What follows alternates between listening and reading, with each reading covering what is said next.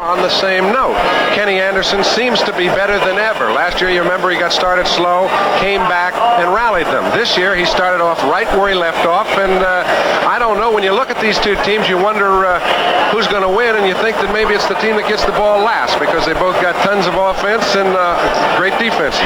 Could be one of those last at-bat games. Well, the Steelers will kick it off to start the game. They have a good kicker. They acquired actually on waivers from the Buffalo Bills. Young man from South Africa, Gary Anderson, played collegiately at Syracuse. Back deep now are Rodney Tate, 23, and David Berzer for the Bengals. Lots of speed, ready to return the kickoff. Anderson's a long-range kicker. He can really drill it. It's a good high kick that'll carry down to the 1-yard line. Here comes Rodney Tate, a rookie from Texas, turning across the 10. An excellent special teams play by Pittsburgh that did characterize those championship years. Craig Bingham, a Syracuse linebacker, one of the 15 first-year players on this Pittsburgh team, was the first man down. Ken Anderson starts at quarterback for the Bengals. Charles Alexander and the much-talked-about Pete Johnson at fullback. Collinsworth and Isaac Curtis, the two wideouts to start the game. An excellent tight end in Ross. Munoz, Lapham, Blair Bush back in the lineup, Montoya and Wilson. The front five in the offensive line, and they were the most impressive group. They did give up some sacks to Houston. When Anderson needed to make the big play, the blocking was there. 1st and 10 now for Cincinnati.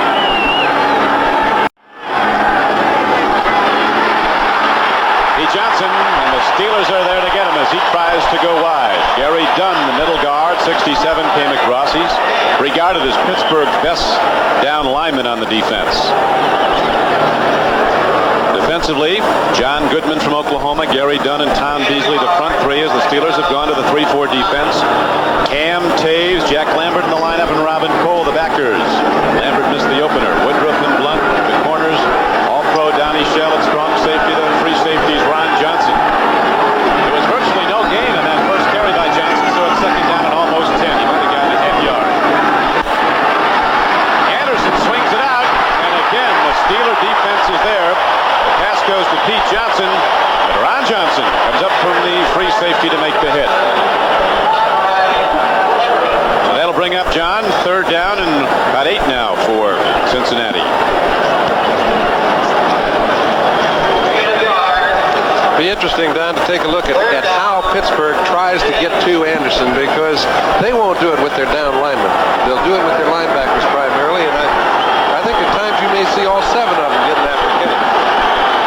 That's how they've gotten the rush, Pittsburgh. Hitting linebackers like Robin Cole on the pass rush. Anderson goes to a draw, and Cincinnati gets some room to run, but well short of a 1st down. Charles Alexander carrying. Strong safety, Donnie Shell knocked him down, and Clay River Stadium comes alive as the Pittsburgh defense comes off with a great 3 downs to open the game.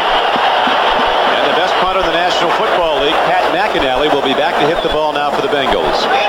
Rick Woods, one of the many rookies on this Pittsburgh team, is back as a single safety for the Steelers.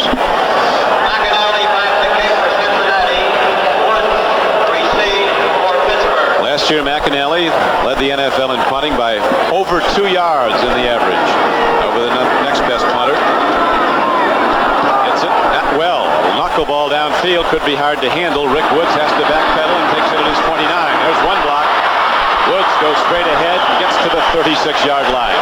52-yard punt by McInally with the hop. So it worked out well, a low knuckleball kick. Robert Jackson made the play in special teams for Cincinnati. Bradshaw at quarterback, coming off the big game against the Cowboys last Monday night at Dallas. Frank Pollard and Franco Harris, the runners. Stallworth and Lynn Swan start as the wide receivers. Benny Cunningham, a 260-pound tight end. The offensive line you saw in the pregame. Ray Pinney, Craig Wolfley. At center, Mike Webster, Steve Corson, and Larry Brown. Now Calvin Sweeney's going to start the game for Swan. It was hoped that Swan would be ready to go. He does have a hamstring problem. 1st down and 10 for Pittsburgh. The handoff goes to Frank Pollard. Turning wide, he gets some room. Pollard's ahead for 6 yards for Pittsburgh on their first play from scrimmage. And Ken Riley, the right side corner, made the stop for Cincinnati. The Bengals defensively, 3 number 1s from previous drafts. Eddie Edwards, Wilson Whitley, and Ross Browner. Linebackers, Bo Harris, Jim LeClaire, Glenn Cameron, and the hard-hitting Reggie Williams. The corners, Lewis Breeden, he's their best defender in the backfield. Ken Riley, the veteran, at the other corner. Kemp and Hicks are the deep backs for Cincinnati, as the Steelers get 5 yards in that first carry by Pollard at 2nd down and 5 from their 42.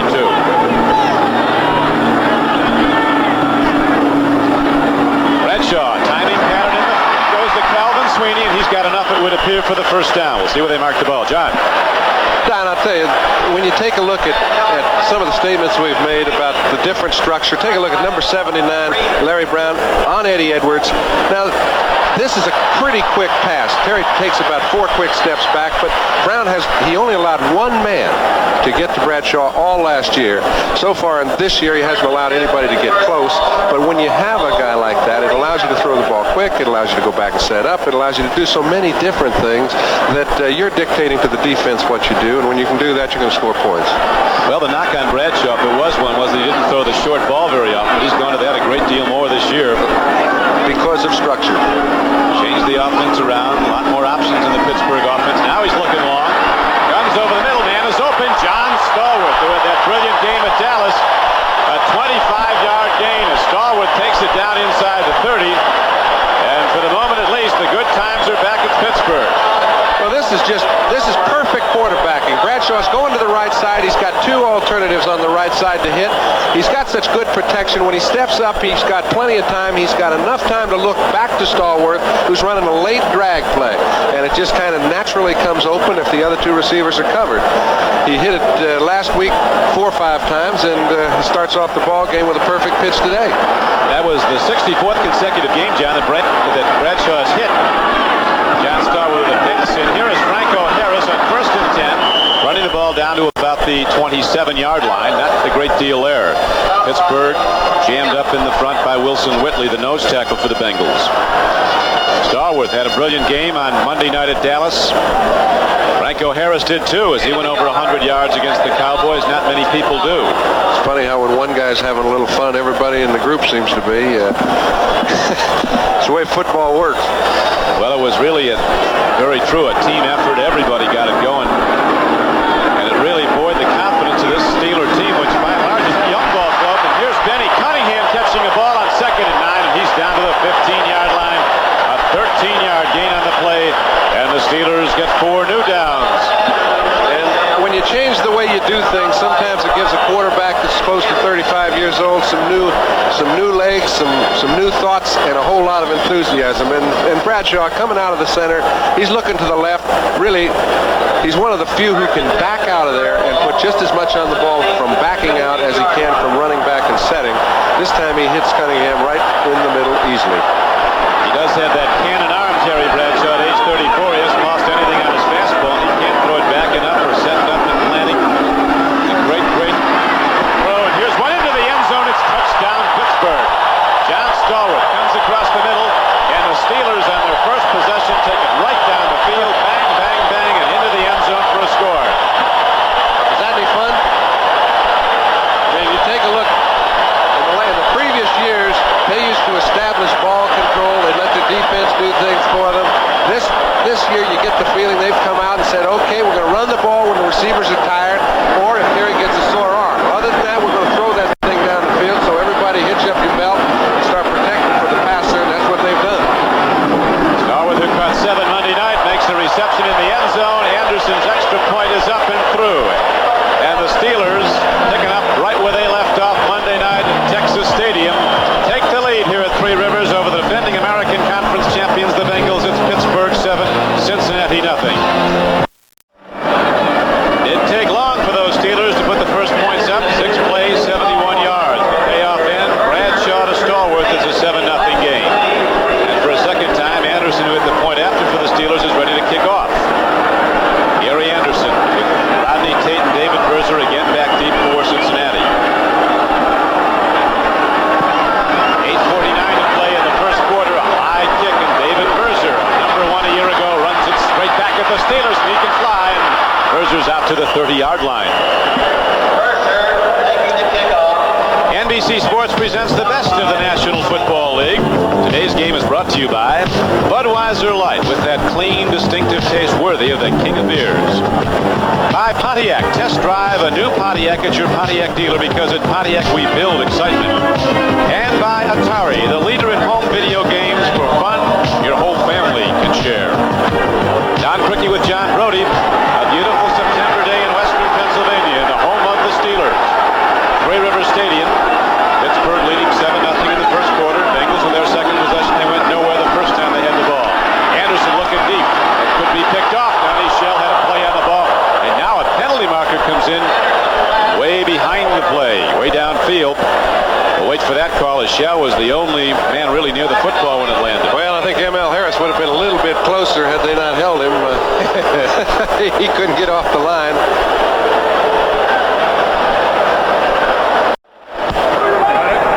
Defensive pass interference, number 58, first down. They got Jack Lambert, Jim Tunney the referee, and that will give the Bengals their first down of this game.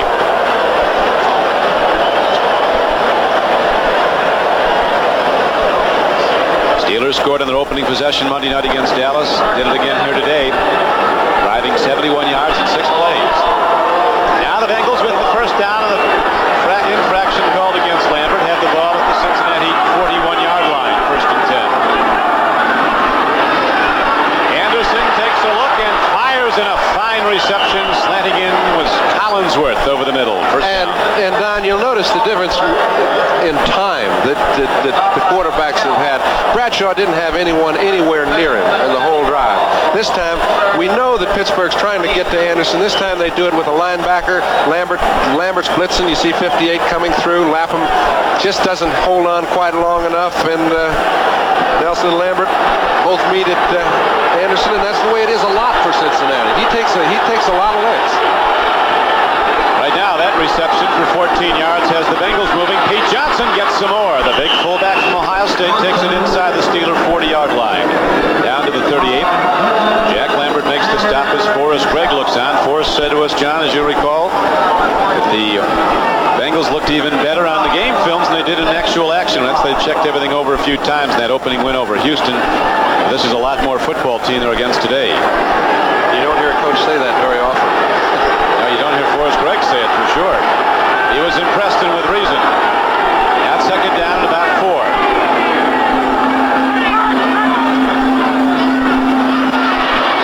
Charles Alexander works for yardage. He's going to be short of the first down, but not by much. That carry on 2nd down advanced the ball inside the 35, down close to the 34, and it'll bring 3rd down and less than 2 yards. Lauren Taves and Jack Lambert combined on the stop. George Sefcik, one of the offensive coaches, counseling Forrest Gregg. Jim McNally coaches the offensive line, also in the picture. Bengals have some great people up front too, including Munoz, the right tackle, left tackle, all the way across the front. They've got a strong offensive blocking wall. Dan Ross, the tight end, goes in motion. He blocked. There's a hard hit on Johnson. Stung behind the line. Pete Johnson spins ahead. Bob Coors finally knocked him down, but it looks like Pete Johnson has another first down for Cincinnati. Boy, is he a load. You take a look at from the legs down. That man is really built, and his legs like that allow those first downs to continue. They list him at 250, but that might be light. And he brings the whole package to this game. He catches it, he blocks. Everyone knows he runs. Coming off a 1,000-yard rushing season a year ago, he also caught 46 passes. Markers come out, but it looked like he got it. Unless the markers are off. 4 more downs for the Bengals as they try to tie this game up, trailing Pittsburgh 7-0 in the first quarter. Forrest Gregg also says the fact that the Bengals have beaten the Steelers the last 4 times they've played really helps Pittsburgh. It gives them an additional cause. Pittsburgh doesn't like anybody to beat them once, let alone 4 straight times.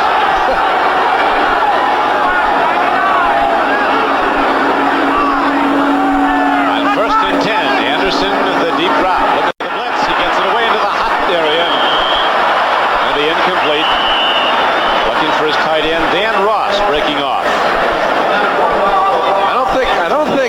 ready for quite as much pressure as he's been getting. That time they let 2 of the 3 linebackers in. They had a 6-man rush.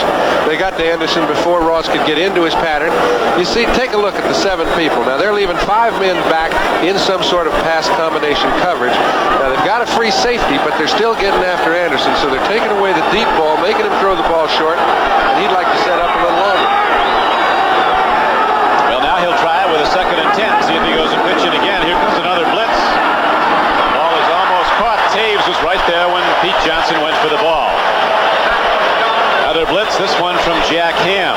Don, what they've been doing is they've been putting 1 back there. That time they had 2, but they sent 1 out in a pattern. And when there's only 1 back, they don't have enough people to pick them all up.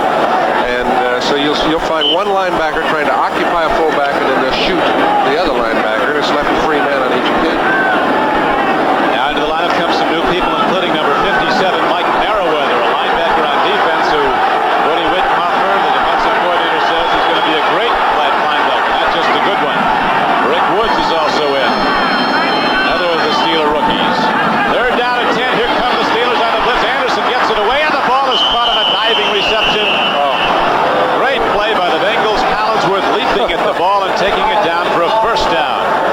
That's talent. Now they beat them executionally. The defense sent 7 men after Anderson. He had a short pattern called, but really Blunt had the play stopped cold. Except you don't beat great execution, and Collinsworth came down with it for a 1st down. Look at that baby. That was super, and it gives the Bengals a 1st down and a 3rd and 10 play. That Kansas City score we saw a moment ago, John, over San Diego. Gary Green of the Chiefs blocked the punt, took it in 39 yards out. Defense scoring for the Chiefs as they go in front. 1st and 10, Cincinnati. Steelers lead in the 1st quarter, 7-0. Timing pattern, and Anderson gets the ball down to the 17-yard line to Charles Alexander. Alexander, the Bengals feel, is an underrated player. He can run the ball, he can catch it. This team has so much firepower. Like the Steelers, they can score a lot of ways. Last week, Anderson spread the ball around. 7 different players caught passes. 6 of them had 4 or more receptions. That's when it's fun. You get a lot of voices in the huddle when things are working that way. Everybody in the ball game, he gives everybody a chance to get in the end zone. He gets the time, checks them all out, and he sends a lot of people into a defense. Slant run, and Johnson gets great blocking from Munoz and Lappin and Blair Bush, and takes it down inside the 15-yard line on a 2nd down and 5 carry. Looks like he has another 1st down. I think Lambert will probably grant you that Johnson made a pretty good block on him. See here, Jack hangs on, can't bring him down. And that's 4 yards after contact's made. Difference between the good ones and the great ones. He's going to spot the ball at the 12-yard line. See if he got enough. Looks like he did. Well, take another pop at a 3rd down coming up, and as you saw, less than a yard to go. We have 4:28 left to play in the 1st quarter. Bengals took the opening kickoff, but were stopped on 3 consecutive downs and punted. And the Steelers, with Bradshaw pumping the ball all over the field, moved 71 yards in 6 plays and scored on a pass to John Stone. This is a very big drive for Cincinnati. Not only are they moving the ball into scoring position, but they've kept it away from Bradshaw. Once you score as easily as they scored, you get the ball back, it tends to stay that way. But now they've got to start over. And you'll recall the last time there was a 3rd down play, the Bengals were able to convert it on a great reception by Collinsworth. As Anderson threw with a blitz coming at him. Now the handoff, and the big guy pulls his way to the 10. 1st down, Cincinnati, as the Bengals drive on. Mel Blunt, 47, came in from the right corner. All you have to do is get in front of your man when you have a fellow like Pete Johnson running. You'll notice the point of attack is generally where Ross makes his block. Now this time he's got little man in Johnson, the free safety, but carries a lot of pop. They had a standoff. That's all Johnson needed. Dan Ross, another guy who had a big opening game.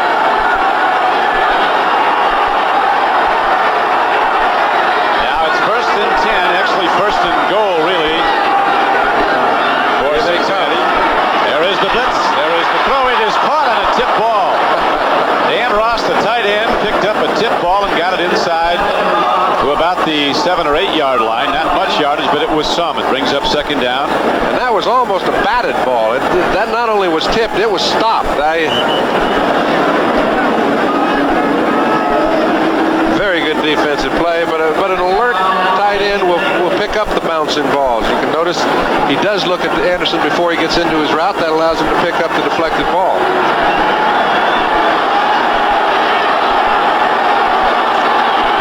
It was early last season that the Bengals handed Pittsburgh one of its worst losses ever, 34-7 in Cincinnati, and they also won here, did the Bengals. Here's a throw into the end zone, intercepted. Donnie Shell gets the ball and intercepts and stops the Bengal drive.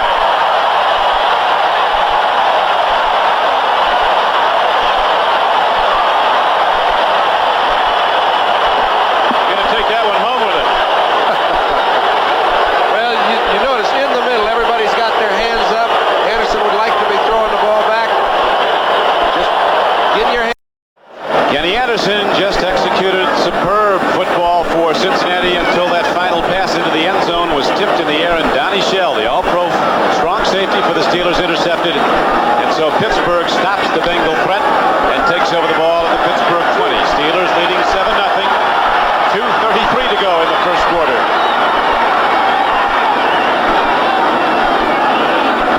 Bradshaw with receivers to either side out of the I formation gets to the first back.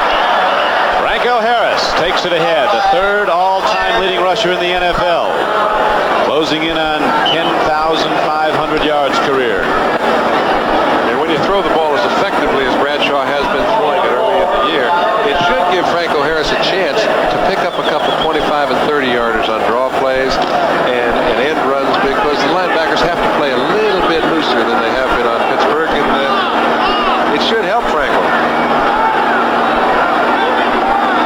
Notoriously slow starter. He really gets it going down the stretch, running out into the playoffs, but he started big at Dallas. Look at this rush.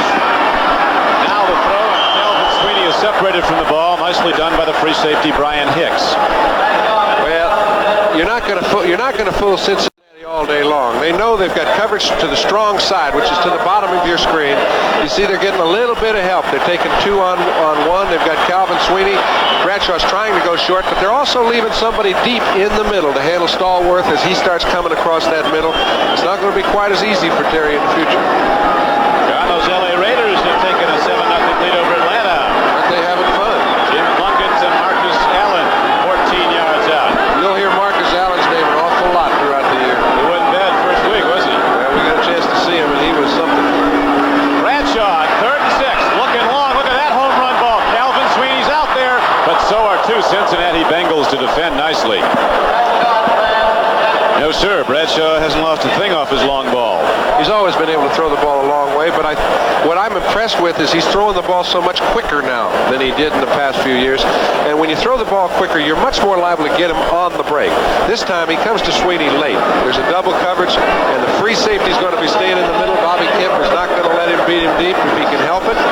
He stays right with him, step for step. And the ground comes a little tougher.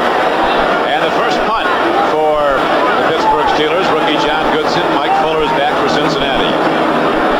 Goodson will hit the ball somewhere around his 15-yard line. A barefoot punter, end-over-end kick, but it's going to take a hop that causes some problems for Fuller. Now the Steelers are going to down at about the 30-yard line of Cincinnati. Almost broke his foot with that thing. I think the point hit him right in the instep. It's got to be tough on the bare foot. With the roll, he got a 46-yard punt away.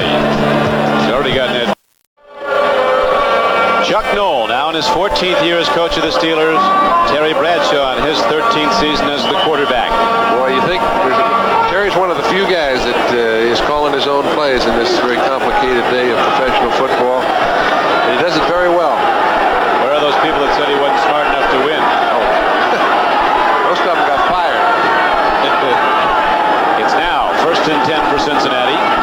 Hand off to Pete Johnson. The big guy takes it straight ahead from the 30 on a 1st and 10 carry. Got about 3. Lambert, anxious to play again after having to sit out the first game with a knee strain, was on the stop for Pittsburgh. Man who 7 straight years was an all-pro middle linebacker. David Little, who filled in for him, a rookie from Florida, had 8 tackles against Dallas. They were impressed with him. An infusion of new people in the Steelers.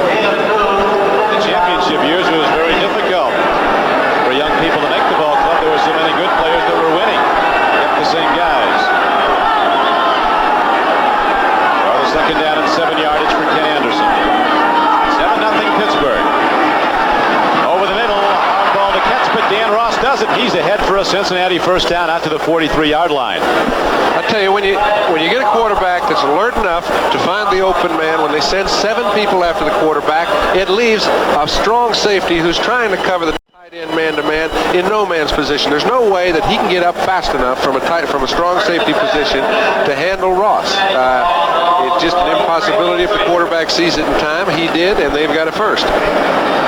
First down it is for Cincinnati out to their 43-yard line as the first quarter clock is winding down to 9 seconds and running. That was probably the last play of the quarter as Anderson looks over and sees he's got any time and take the gun and head the other way. That will do it for the first quarter anyway, as the Steelers' first possession resulted in the only points of this game so far. 7-0 Pittsburgh, and we'll be back with Cincinnati on offense right after this.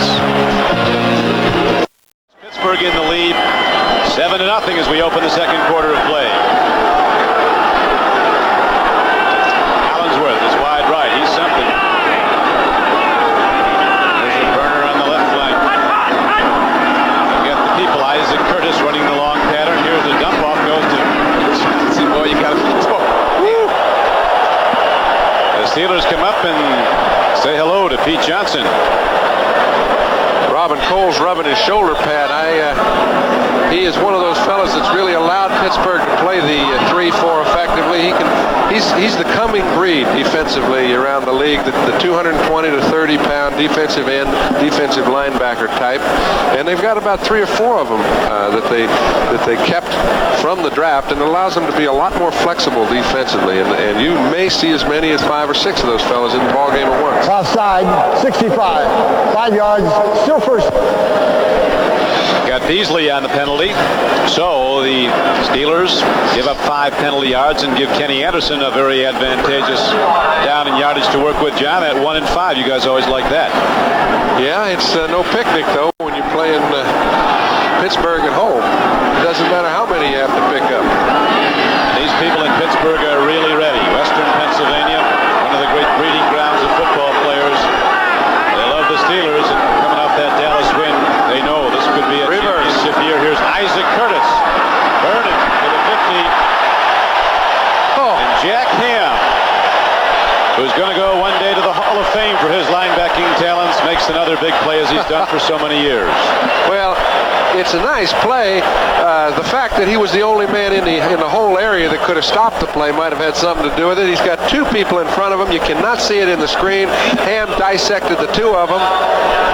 Gets a piece of Isaac Curtis, and the play is stopped for a 1-yard gain. Looked like a certain 20-yard play. You remember it was at 1 and first down and 5, so now with the 1-yard gain, it's 2nd and 4.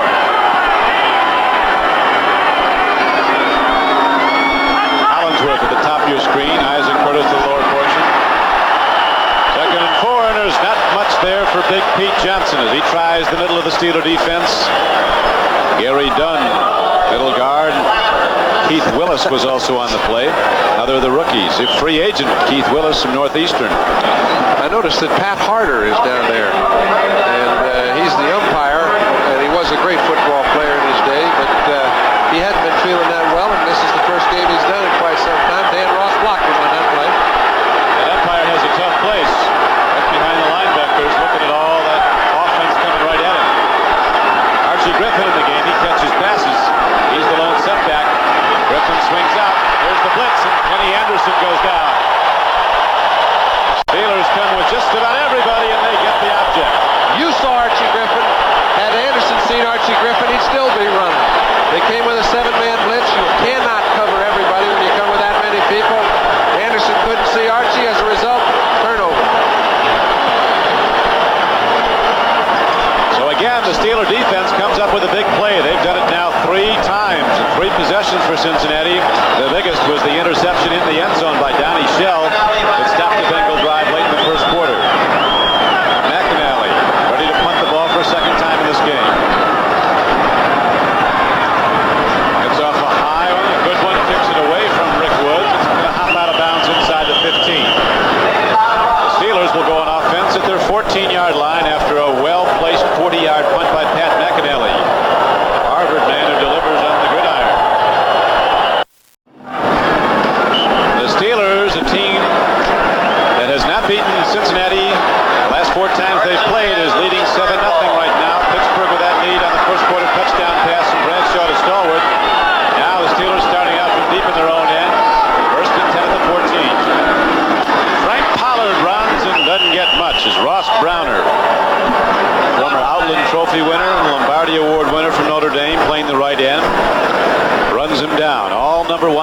That's the defensive front of the Cincinnati Bengals. Wilson Whitley from Houston. Another Outland winner, Eddie Edwards from Miami. He was drafted in the first round. The number one choice of the Bengals in the last draft, Glenn Collins from Mississippi State, isn't in uniform today. He's one of the 4 inactive players.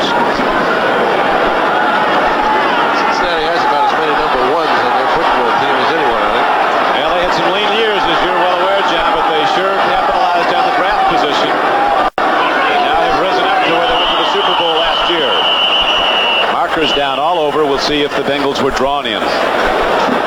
Kinney might have moved. Whoever they were watching certainly did something. It's going to go against Pittsburgh, a 5-yard mark off. It was a 2nd and 9 play, so it'll be 2nd and 14. False start, 74. Still second down. Ray Finney. Just a little flinch is all you need. That is like a bee got him there.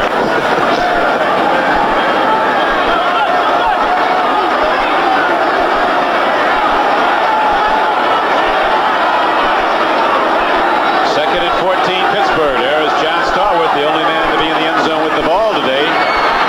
Franco's not going to get a thing. Reggie. Eddie Edwards was there, and so was Reggie Williams. Yes, indeed. Reggie Williams is a quarterback sacker. Had 11 a season ago from his outside linebacker position. Here's Lynn Swann coming into the game. Trouble by a hamstring. He's going to go as long as he can. The guy who caught 2 touchdown passes against Dallas, Jim Smith, is not in uniform. He's been hospitalized for tests. Had some recurring headaches during the week. Not in uniform. 3rd and long. 3rd and 16 for Pittsburgh. Bradshaw looping it up for a low to tight end, Benny Cunningham, but as you saw, it came in high. So Bradshaw and the Steeler offense this time is stopped cold by the Cincinnati defense. And the Steelers will punt the ball back to Cincinnati when we come back with 11 minutes and 19 seconds left to play in the first half. One of the problems with throwing the ball a lot all over the football field is you must occupy some time. If you don't, you really do not give your defense any time to rest. And after a while, it gets kind of lonely. Very lonely in that end zone when you're a punter with a big rush. Goodson hits a very high punt that forces a fair catch by Mike Fuller. But the Bengals will get good field position. They'll start from the Pittsburgh 48-yard line. 40-yard punt for Pittsburgh's rookie John Goodson. Arrowhead Stadium. Maury Buford punting for San Diego. Gary Green blocked it for Kansas City. Calvin Daniels couldn't pick it up, but Dave Klug could. Kansas City leads San Diego 7-0, second quarter. Let's go back to Don Criqui. Thank you, Len. Here at Pittsburgh's Three Rivers Stadium, the home of the champions for so many seasons, the 4-time Super Bowl winners, the Steelers, fired up and still rolling after the opening win against Dallas Monday night, have taken a 7-0 lead here in a first quarter touchdown pass. Gary Bradshaw to John Stallworth. Cincinnati now starts out in relatively good position.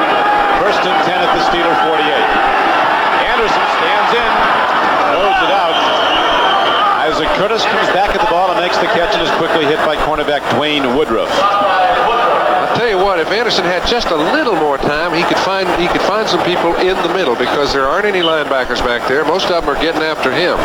So there's just that much difference between having a man wide open and having to get rid of the ball to a receiver you really don't want to throw it to. The linebackers, there's a good view.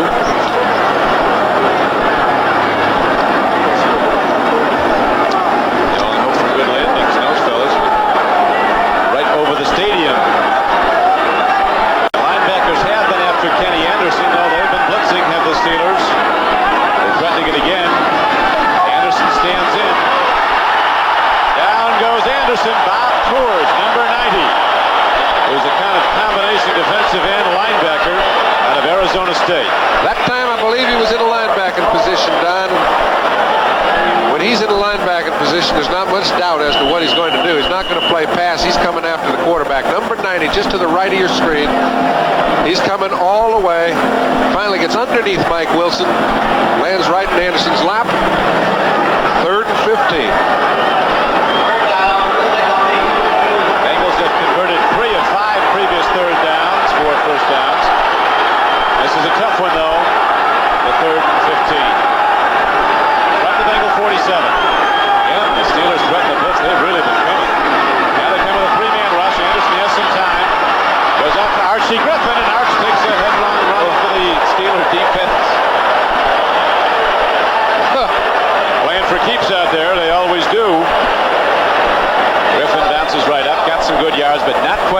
the first down. He advanced the ball down to the 42-yard line of Pittsburgh. That hit, I think, stopped Cincinnati from going for it on fourth down, because under normal situations Archie could have picked up another yard or two, which would have left him with 4th and 1. Then they would have gone for it. No doubt this time. Man who hit him was Donnie Shell, the free agent who made first-team All-Pro as a strong safety, and who you'll remember stopped the Bengal drive earlier when he intercepted Ken Anderson in the end zone. McAnally ready to punt for a third time. Angles it. Doesn't go out of bounds. It goes into the end zone, so it will come out to the 20. And there the Pittsburgh Steelers will go on offense once again. 1st and 10. First time they had the ball, they went 71 yards in 6 plays. Now Bradshaw comes out. This 1982 National Football League game is brought to you by Chevrolet and your local Chevy dealers from coast to coast. By a company called TRW, where tomorrow is taking shape. And by Hager, slacks and sport coats that make you look and feel your best. Don Criqui with John Brody, Three River Stadium, a bright sunny day, temperature in the 60s as Frank Pollard runs on 1st and 10 for Pittsburgh and goes out to the 25-yard line. Going wide, then turning upfield, Pollard, a low draft choice, 11th round in 1980, but he's been a productive back. They say the Steelers' number 1, John, Walter Abercrombie out of Baylor, might be a franchise back, as they call them, those game breakers. He's out with a knee strain. He'll be back for probably the 5th game. That's right. And, you know, the backs that are really the valuable ones now are the fellas that are the 205 to 10-pounders, like a Marcus Allen that can run. That's an excellent blocker and also a good pass receiver, because all 3 of those qualities are called upon now. And they say Abercrombie's one of those. Yeah, he does all that. Noel is hesitant to start rookies, but he started Walter Abercrombie in the preseason after looking at him.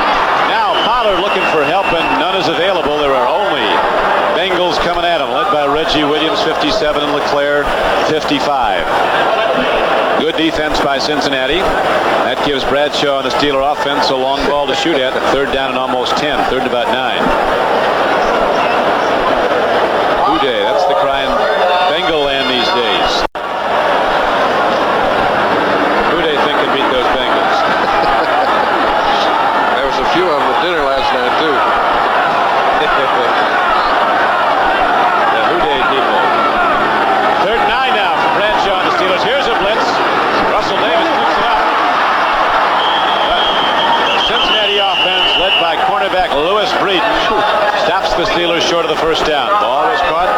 Alvin Sweeney took it down. Toughest thing in the world. I think any receiver will tell you, give me a little room on both sides and let some defensive back try to stop me from getting away and picking up a first down. That's exactly what happened here. Sweeney turned up. Breeden had him cornered, brought him down all alone. That's a super defensive play. It really was. Excellent play by Lewis Breeden, who the Bengal coaches feel is their best defender in the backfield. Good alertness by Bradshaw to get the ball to him. Now Goodson will punt for a 3rd time. It's a wobbly punt downfield. Look at Fuller catch it on the run and take it to the 50. Someone said you've got to be fearless or senseless to return those punts. Fuller does it very well. He's been defying the odds for a number of years. You don't see many old backs back there returning punts. He's back at Pittsburgh, the 50th anniversary of the Steelers. That's what those badges they're wearing on their jerseys are. Art Rooney, the much-beloved president of this team, said back in the early years, John, it wasn't just winning and losing you worried about. It was really a good day if you could meet the payroll after the game. and he's not having much problem now. 82nd straight sellout here at Three Rivers. Anderson at 1st and 10. Pump faking, lets the long ball rip. Intercepted again by Donnie Shell. He's not done yet. Now they're ruling he's down. Yeah, all he had to do was be touched, and that's what Curtis did. Listen, this is excellent defensive play. Shell, you figured, would be fooled, but he wasn't. From the moment that ball was snapped, Anderson went back, got a lot of time, pump faked the ball to the left side when he went down blind to Curtis. You can see by the, let's take a look. Here are the 4 players. Shell is sitting the second one from the bottom of your screen. Johnson is on the top. Now you see Isaac Curtis, number 85, coming into the middle of your screen. He's going to turn in like he's coming in over the middle. Now he's taking off down the field. Well, Shell wasn't buying any of it when the game started, so he's in perfect position to pick the ball off. Had he taken any steps inside, he'd have been trapped and not able to pick it off. Beautifully played.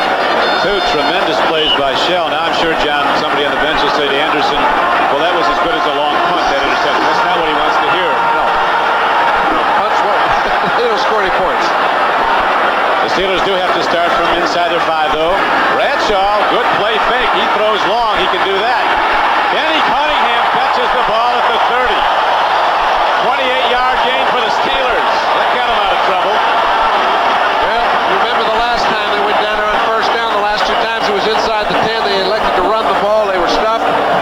He knows it's dangerous to stay down there too long. Comes right out firing. A lot of protection. Cunningham runs a fine pattern, beats Kemp, keeps both feet in. Big Benny Cunningham from Clemson. 6'5", 260 pounds at tight end. And his connection with Bradshaw gets the Steelers out of the hole. It's 1st and 10 at the 30. 6:57 to play, first half. Another long ball. This one wobbles, and a Steeler goes up, and John Stallworth can't come down with the ball. Ken Riley had such perfect position, Don, and yet everybody in the stadium had the feeling that Stallworth was going to come down with it. Now you put John Stallworth in a jump center with anybody, you got to take him. Number 82, Riley's in perfect position, and Bradshaw threw one of his few wobblers. He's now 6 for 10 on the day for 90 yards. These two guys are airing it right out. Almost did get it. Ken Riley's been doing that for 14 years out of Florida A&M. 52 career interceptions. He and Mel Blount, the leading active interceptors in football, his counterpart with the Steelers. 2nd down and 10, Pittsburgh at the Steeler 30. Danny Cunningham gets to the 40 and see where they spot the ball. Looks like he might just have enough. He will. You know, it's really funny. I was watching Bradshaw. He went back and he had about 5 seconds to throw. Now, they used to give their quarterback about 5.6 because, as Raleigh Dosh said, we're so accustomed to holding them off until Terry finally found a receiver. They ran patterns 25, 30 yards down the field. But when we changed, it gave new life to our whole offensive line. Larry Brown didn't know you only had to block a guy for 2 or 3 seconds and you could get the ball off. It's like a piece of cake out there. It has been that on certain plays, and then there have been the big plays that the defense has turned in, like the 2 interceptions by Shell that have stopped the Bengals, and Forrest Gregg now waiting for his defense to get back the ball for Anderson in the offense. 1st down and 10, Pittsburgh, just across the Steeler 40.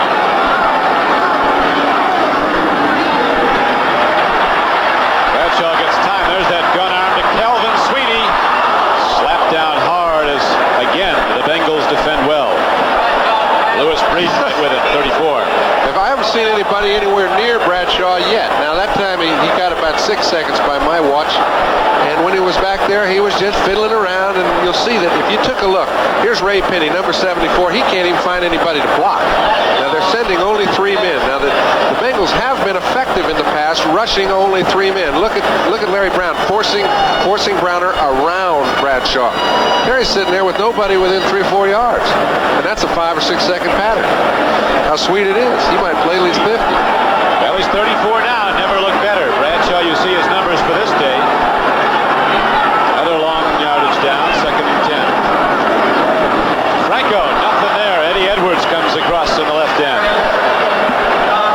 That'll bring up 3rd and about 13 for the 1st down. 6 minutes to play in the 1st half.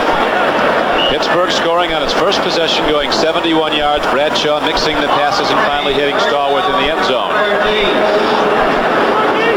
Bengals have challenged a couple of times.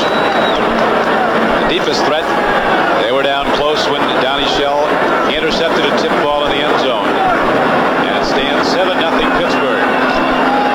5:34 to play in the 1st half as the Steelers come out 3rd down and 13 from their 38.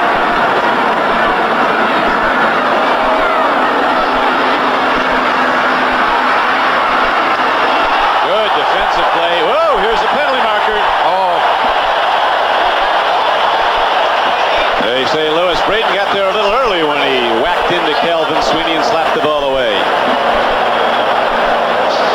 a good play, not letting Breeden get into a position where he could knock the ball down. Defensive pass interference, number 34. First down.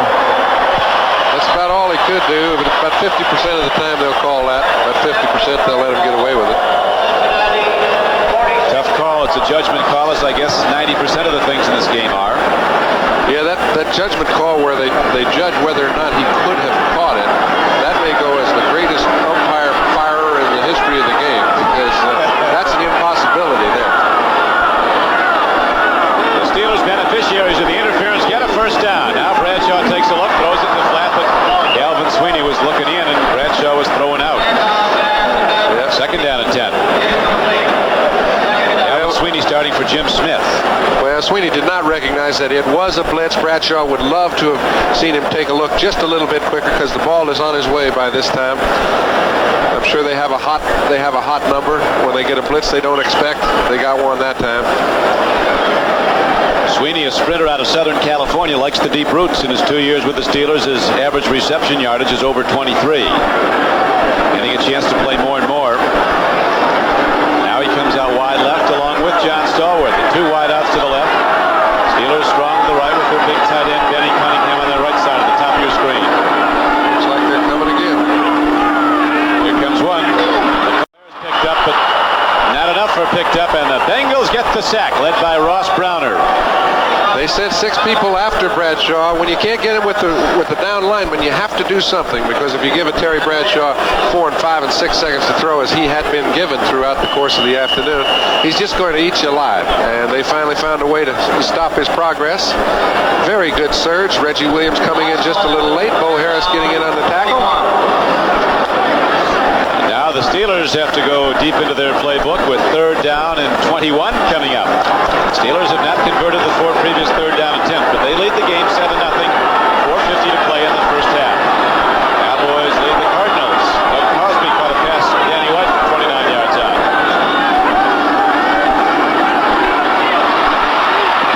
Off the screen, Franco has some room. Eludes one tackler. Gets down to the 45. That'll bring up 4th down and 9. Lewis Breeden making the tackle. 14-yard game, but they had so much to make up. Steelers will have to send out punter John Goodson again.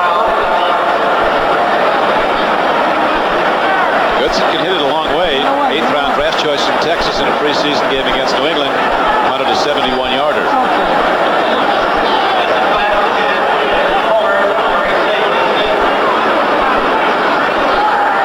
Mike Fuller again back deep. That Auburn War Eagle standing back on the 10. High punt. Makes the Steeler hop, and they'll get it down inside the 15-yard line, down about the 10. Ryan Hinkle, a rookie linebacker from Oregon, down to 34-yard punt. So the Steelers special teams unit performed. Len Berman, NFL 82 in New York. The Jets are on the board in Foxborough. Here's what set it up. Darrell Ray's interception return of a Matt Cavanaugh pass. Look at this run, 48 yards on the return. It set up a field goal in the second quarter. The Jets are on top of the Patriots. With John Brody, this is Don Crickey back at Three River Stadium in Pittsburgh, Pennsylvania. Stripes, not strikes. Bengals stripes they're rooting for in a small segment of the stand. What about the strike, John? Is there going to be one? I think it's certain now. I hope it ends quick, that's all. Certainly not looking good. Here is the pitch back to Pete Johnson. Across the 10 to the 15. Johnson keeps on trucking out to about the 13-yard line and out of bounds with 3:45 to play. Lambert was the tackler for the Steelers. We'll watch him do it.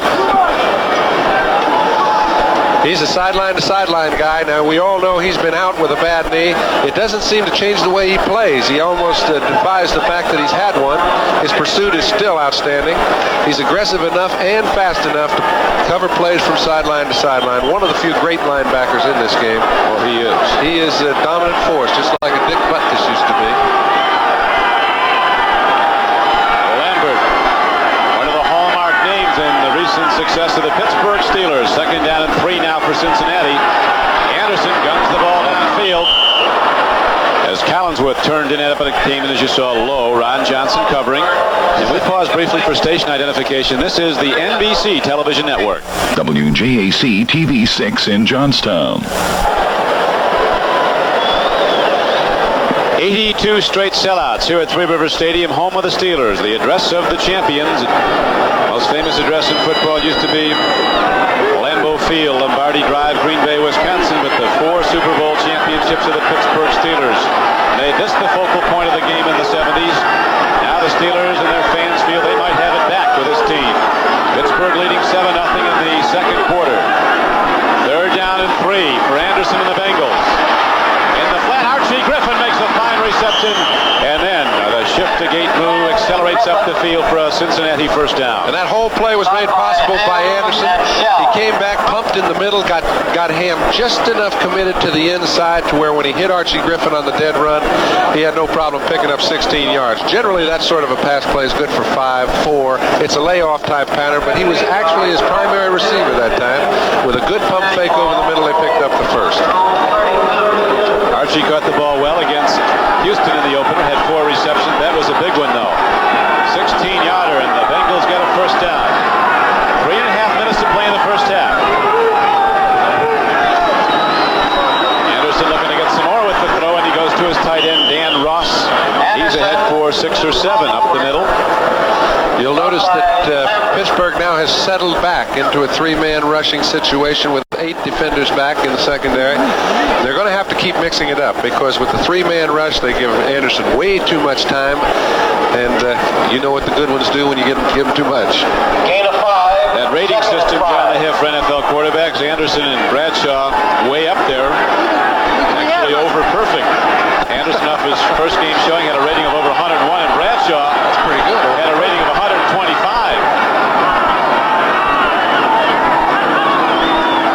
Second down and 4. Here's a throw, and Dan Ross, the tight end, again comes across, makes the reception, gets out of no, they're ruling he was down inbounds. The clock continues to run with 2:40 to play in the half.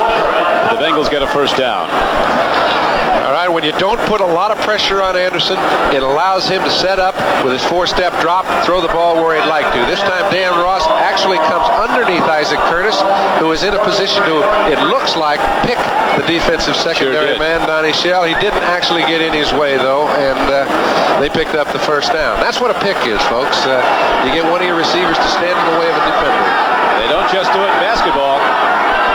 Isaac Curtis with a very well-executed pick, and the Bengals have another first down. Time becoming a factor. Oh, this play will wind it down to 2 minutes. Collinsworth is ahead. A 14-yard gain and a first down for Cincinnati as they get to them. But Collinsworth ran a beautiful pattern. You see they're trying to get to Anderson now. Ham is on a blitz. Johnson picks him up, hits him right on the break, picks up another first down. And this is about as effectively as they've moved since their first drive. The action story from today's first half of play around the league. The second week, some feel could be the final week for a while, but hopefully something will be settled. That story, a continuing one. The impasse between the player union and the owners, but right now we've got guys playing real good football. Anderson throws, and down with the reception again is Collinsworth. An 11-yard gain. All of a sudden, Collinsworth is getting the ball and getting the first down. People at home will say, well, why don't they just do that every play? Because you can't stop it. Well, you can stop it if you lay linebackers off, but they're sending their linebackers after Anderson. He's thrown into the open areas outside. Here's another throw. This time the ball is separated from Collinsworth. That time the Steelers were laying in wait. Bob Coors, number 90, came in and stuck in. Collinsworth caught 4 passes for 54 yards for Cincinnati in this game. Hit 4 last week against Houston, averaged 24 yards a catch then. And you know, they're not giving the receivers those marginal calls anymore. They're making them get the ball and have it in control for a period of time where there's no mistake on the official's mind, and I think it's a good idea. Right now to defend against those throws, Rick Woods comes into the game. Lambert comes out. Rick Woods, a 4th-round draft choice out of Boise State. Intercepted 1 against Dallas. Had 3 interceptions in the preseason. He's playing like a veteran. 2nd and 10. Here's the throw, and Isaac Curtis turns back at the ball, and it's incomplete. And it was Rick Woods who was over there. And it was Don shell who was standing right in Anderson's lap, and he seems to pick the most opportune times to make his move. You wonder if maybe he doesn't have an option sometimes when he's sitting in a situation where he could have gone into some sort of a roll zone from where he was, but he gets up on that line of scrimmage, and it looks like if they don't have a back to pick him up, he comes, and he certainly did there. And he has some force coming as a blitzer down his shelf from the strong safety. Cincinnati coaches feel he really tends to come once a team is moving. You have to change up the defense and throw a surprise at him, and he is that surprise. Number 31. Third down and 10 for Here Cincinnati. he comes again. Anderson gets it away. He does well to just get the ball away. As down goes Ken Anderson, and it's fourth down and a long field goal try for Jim Breach. Line of scrimmage is the 32. A 49-yard attempt if they go with it, which is just about as much as he's got if he hits it right.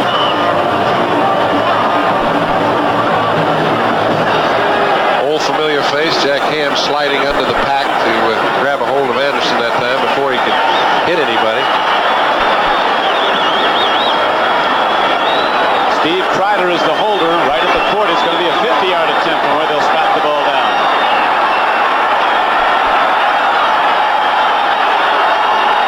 Steeler fans aren't holding back. We're giving some noise to make that concentration. A well-hit ball.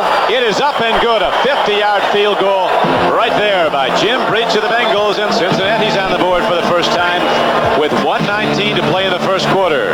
The Steelers lead the Bengals 7-3. Jack Ham came up. You see his left pant leg up. He's looking at his left knee. Walking it off. Hopefully he's all right. Fred Bohannon is back now as Jim Breach just hit a 50-yard field goal for Cincinnati for their first points.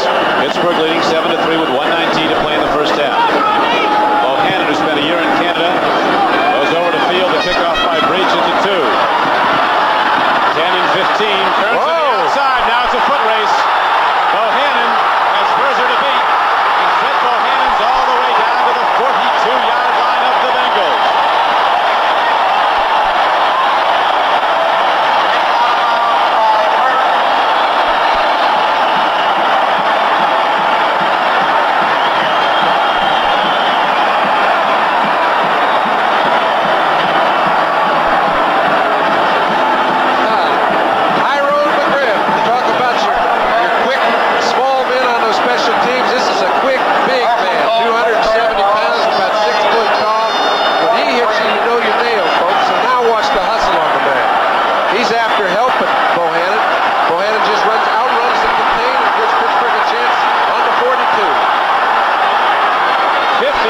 Return. Now the Steelers with a threat. First down, the throw to Franco Harris. He's turning wide. There's some blockers and Harris. Seeing there's nothing east and west, turns straight up field and gets the ball to the 38-yard line with 55 seconds and the clock running, so Bradshaw sends his team into alignment without a huddle. He used Pat Harder for a little to throw a block there. Cut right behind him, picked up an extra couple. 2nd and 6. Bradshaw throws. There's a reception. Lynn Swann comes down with the ball. And it looks like he has a first down at the 31-yard line. And the Steelers stop the clock with 38 seconds to play. A 58-yard return on that kickoff gave the Steelers a chance to score points. Looked like they might have to be content to go to the locker room with their winnings in a 7-3 lead. But now they're down close, and they have a long-range kicker. We'll be coming back to Three Rivers Stadium with 38 seconds to play in the first half right after this.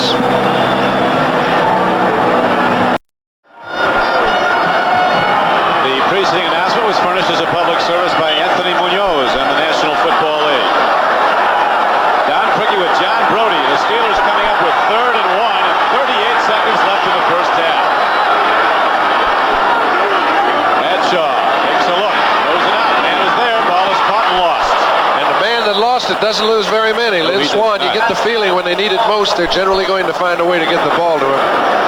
His hamstring's been bothering him, but he still runs those comeback patterns, those little outs, little ins, the timing patterns about as well as anybody in the game.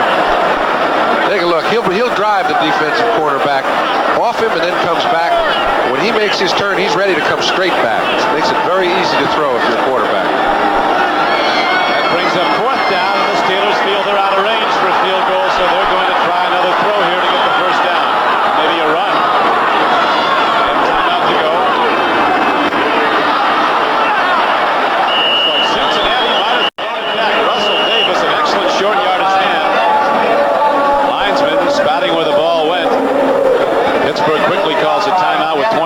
seconds left while they unpile. And they might have helped Cincinnati if they don't pick up the first, but it looks to me as if they do have it. Looks like they might just have it. Yep. But too close to call without the sticks coming out.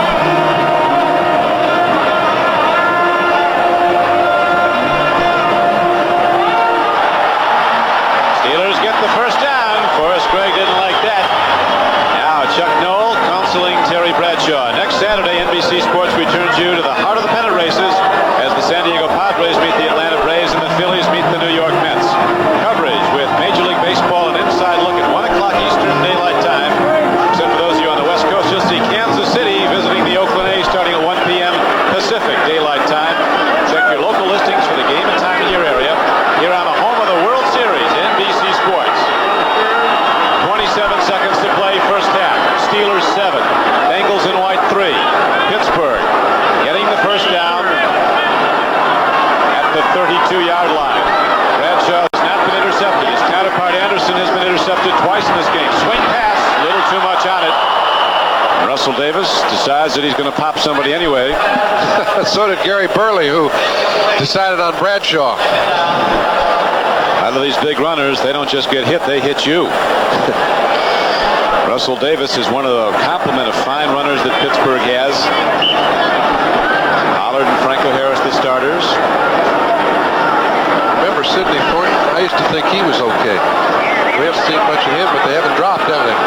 Well, Sidney's recovering from a little injury. He'll be back. He wasn't bad. He will be again. Second and 10, looking to get in range. Bradshaw has a lot of time. He throws, and Greg Hawthorne makes the reception down to the 17-yard line. We could have a piling on there. And there's the markers. A critical error by the Bengals will put the Cincinnati field goal unit in point-blank range, but they still have time for more plays with 14 seconds left. Yeah, and that is the kind of play that'll cost you a ball game in certain conditions. I don't think this one will, but LeClaire definitely was late. There was no need for it, and you get a little frustrated when they keep picking you apart. I guess he was going to try and get even. That isn't the way to do it. Reggie Williams makes a pretty fine play, and here he comes. He came with a forearm. Well, you know, it wasn't vicious or anything. It was foul, just very late. 55, unnecessary roughness. So now Jim Tunney, you know how Forrest Gregg feels at this moment as Anderson comes out, the field goal kicker. First down coming up. Thinking here probably being that now Bradshaw, Anderson out to the sidelines. Bradshaw's going to go from scrimmage with 14 seconds to go and the ball down to the 8-yard line. He's got time for 3 plays.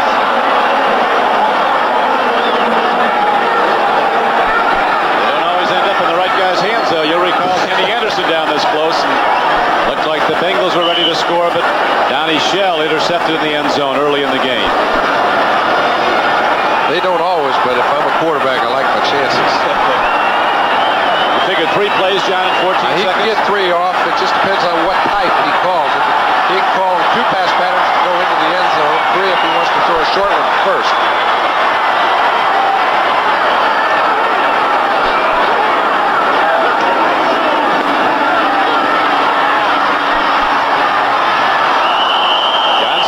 Looking for his second TD reception, and you see 5 seconds elapse on the clock. It's down to 9 seconds. Oh, they're going to have a go at the kick.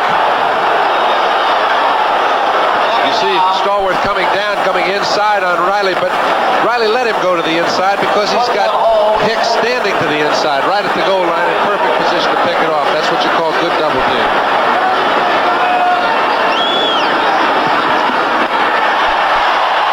And through, and the Steelers open up another 7-point lead with that field goal by Gary Anderson, the rookie from Syracuse. Another first-year player, Rick Woods, was the holder. And so with time elapsed in the first half, the Pittsburgh Steelers go to the locker room with a 10-3 lead. The end of the first half with the Pittsburgh Steelers. Well, I just flashed a number on the scoreboard here at Three Rivers that Terry Bradshaw has now thrown over 3,700 passes. He just passed Bobby Lane. I don't know where you've got to be up there somewhere. Well, that happens. Any quarterback that's played over 10 years, you're always going to get into that 3,800, 25. It matters how many passes you've completed. completed, Don, not how many you've thrown. Bradshaw's also completed quite a few, and I think before he's through, he may be right up there with the Fran Tarkingtons and the John Unitas's, because it doesn't look to me like he's slowed down any. No, he takes good care of himself, and as he had said himself, John, when somebody said you're going to pass Lane today a number of attempts, he said all that tells me is I've been playing this an awful long time. Yeah, but he's playing it with enthusiasm, and I think when you're doing that, you're never too old. And I remember a couple of years ago, as we look at the stats, 13 for 21 for Anderson, 11 for 21. They're really about similar. Neither side's run the ball effectively. Look at the yards rushing. They don't have 50 yards total for the two teams. Even though the Bengals have run for 34 yards, nothing really stands out in my mind. A few short yardage gains by Pete Johnson, that's about it. Well, the young men are back on the field. Most of them young. We've got a few of the veterans like Bradshaw, been in that for 13 years, like Mel Blount has. Ken Riley of Cincinnati's been in the league for 14 years now. And we're ready to play as Jim Breach, who hit that 50-yard field goal for the only points of this game for Cincinnati, is ready to kick it off. You remember his last kickoff, though, down to the goal line, and Fred Bohannon, who's waiting again, ran it back 58 yards and ultimately set up the final points of the first half when Pittsburgh drove further down the field to kick the field goal. Breach into the ball, a high spinner, won't carry that deep. Bohannon will take it at the 7-yard line. Return right. And Bohannon works his way out close to the 30-yard line, and there Pittsburgh will go on offense, 1st and 10. All-pro Mike Webster will be down over the ball at center with his excellent guards to either side of him, Corson and Wolfley. The tackles Pinney and Larry Brown, who the Steeler coaches say, number 79 at the top of your screens, the best offensive tackle in the league. Cincinnati thinks they have the best one, and Munoz, it is for certain, both are all-star quality offensive blockers, and Bradshaw appreciates him as Anderson does Munoz.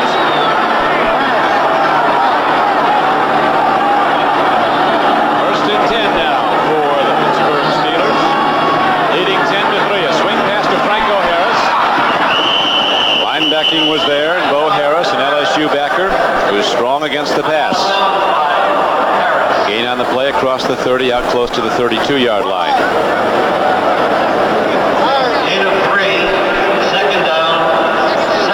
Franco, look at that. He had over 100 yards against the Cowboys, and in 4 rushes today, nothing at all. And the other side of the coin, Pete Johnson may have picked up 25 or 30, but he's carried it a few more times. It's just not the way to get it down the field today. Both groups being too good defensively on the ground. Second down and about 8. Back to Franco. That's Larry Brown in front. But Lewis Breeden comes up from the left corner and makes the stop. 5 rushes for no yards. Lewis Breeden giving away a lot of size to Franco Harris, but he's a hitter from North Carolina Central. Feel they could be an all-pro. It's such a tough job to play cornerback now. You know, I can remember when they were just pass covers. Now they've got to be forces as well as pass coverage. And Breeden probably emulates that position as well as anybody right now. He's come on in the last couple of years to be a truly outstanding cornerback, and they leave him in one-on-one situations a lot, as they do here on Calvin's Ring. Breeden didn't play in the first game. He was out with an injury last week. Back in peak form, though, this second week. 3rd and 7. Bradshaw takes off, and he can roll. But he doesn't get the first down. Bradshaw crosses the 35-yard line out to the 37. He's one of the fastest Steelers, believe it or not, but they don't like to see him use it unless he has to, as he did there. Well, you know, he doesn't have very big shoulder pads, so you wonder why a quarterback doesn't use his shoulder to try and bull forward for yardage. Those shoulder pads are probably half the size of the linemen or the backs, and they really don't have much protection when they start off running. I think the only quarterback, John, who wears the big pads is Richard Todd of the Jets, who's a running quarterback at Alabama and got used to him. Goodson hits a spiral punt downfield. Again, Fuller catches it. And Ernest French is right there, number 20. Another of the Steeler rookies, a 34-yard punt. You saw the return. None at all. It stopped right there. You've seen a lot of outstanding plays from that number over the years. Yep, that's right. Rocky Blyer's old number.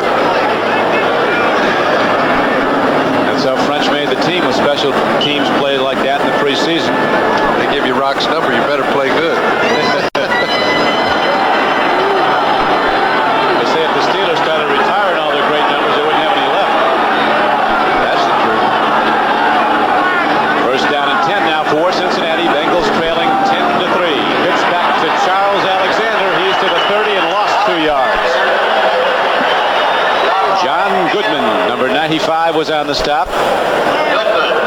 Second-year player from Oklahoma. Steeler coaches say that Goodman has as much athletic ability as any lineman they've ever had. Come in here, very fast player, starting to come on. Pretty good illustration of that is that, Dunn used to be the fastest defensive lineman on the team, all right? Well, right now, he's the slowest of the starters. So they have improved their speed. It's they're getting to the passer there a little bit suspect, and I imagine that'll pick up as the year goes on. Interesting point. Goodman is certainly one of the fast ones, and right now, on second down and 11, the Steelers defense the draw as it comes out to the 35-yard line. Pete Johnson running the ball, and he'll bring up third down and close to 7, between 6 and 7 yards to go for the first down. You get the feeling that when Forrest Gregg went in at halftime, he said, fellas, I don't care what we do, we're going to move the ball on the ground. And if we're not effective doing that, we just can't beat them. Might be some truth to that. Well, they moved it well in the first half passing, but then they come up with a big turnover twice. Shell intercepted Ken Anderson. Third down now. Third and 7. Anderson looks at Archie Griffin.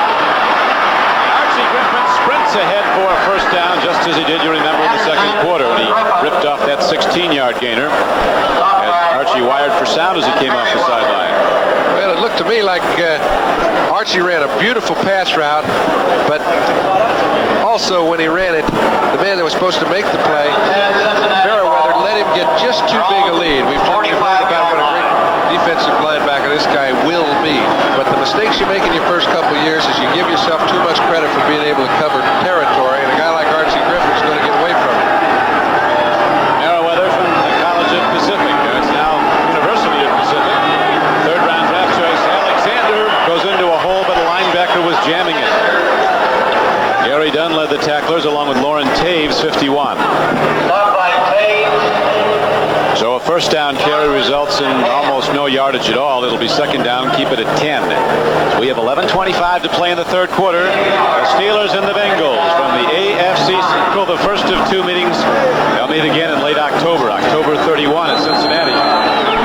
The Bengals in white have beaten the Pittsburgh Steelers, and every Steeler fan and Bengal fan is aware the last 4 times they've played.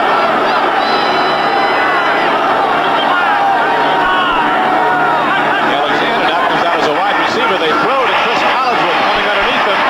Collinsworth runs upfield, and look at this, a foot race. Chris Collinsworth is all the way down to the 18-yard line. Superbly executed play. All right, number 1, Anderson read the blitz perfectly, got the ball to Collinsworth at the perfect time. When he made the play, you see Ham's coming after Anderson. Now, if he doesn't get rid of it right now, there's nobody to pick Ham up. And when he does come, it leaves Collinsworth wide open on a short little out. He throws the ball to him perfectly, gets a chance to square up his shoulders, dissects the secondary, picks up a big gainer, and they've got it first and 10 inside the 20. 37-yard gainer for Collinsworth. 5th reception of the day. Alexander fights ahead. No good. Offensive blockers for Cincinnati give him some room to work. Across the front of the Bengals, Munoz and Mike Wilson the tackles.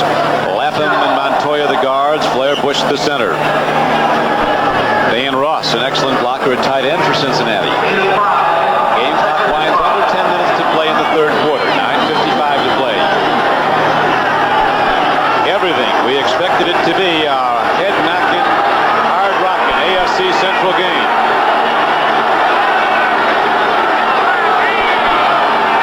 Anderson with the second and 5 count. Checks the defense, pitches back to Pete Johnson. And again, Jack Lambert comes across and makes the stop for the Pittsburgh Steelers.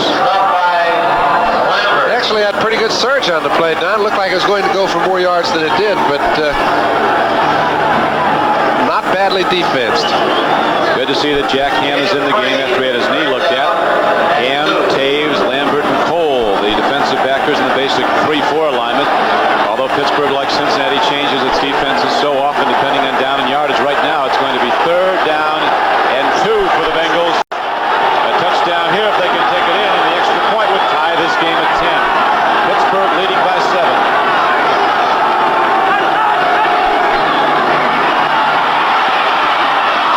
Heck of a catch.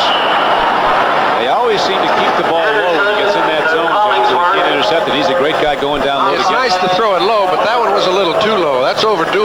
I don't think Collinsworth would, he's got no linebacker sitting in between him and Anderson. So when Kenny throws the ball, he doesn't have to throw it quite as low as he did. He puts it down so it won't be picked off. But if he hits him on the run, he might have a touchdown. As it was, his 6th reception takes the ball down to the 6-yard line. And the Bengals are really threatening now on their first possession of the second half, driving down the field. Handoff. Pete Johnson, he's down to the 2-yard line. It'll be 2nd and goal from there. That was the most impressive running play they've had all day, because they made it right up the middle of the gut where they've got some strong people, and they made 4 or 5 yards. That's a very tough place to do it. Power football going right at the Steeler defense. Chuck Noll is 50 years old, as is the Pittsburgh franchise. Both came into being in 1932. 2nd and goal, Cincinnati. Charles Alexander didn't get in. The 3rd and goal from about a yard out. And if he didn't get in, it's just because Jack Lambert made a fine save as he started to spin off the tacklers at the point of attack. Lambert was there. Number 58. Keep a good look. It looks like Alexander's going to spin away from his initial contact.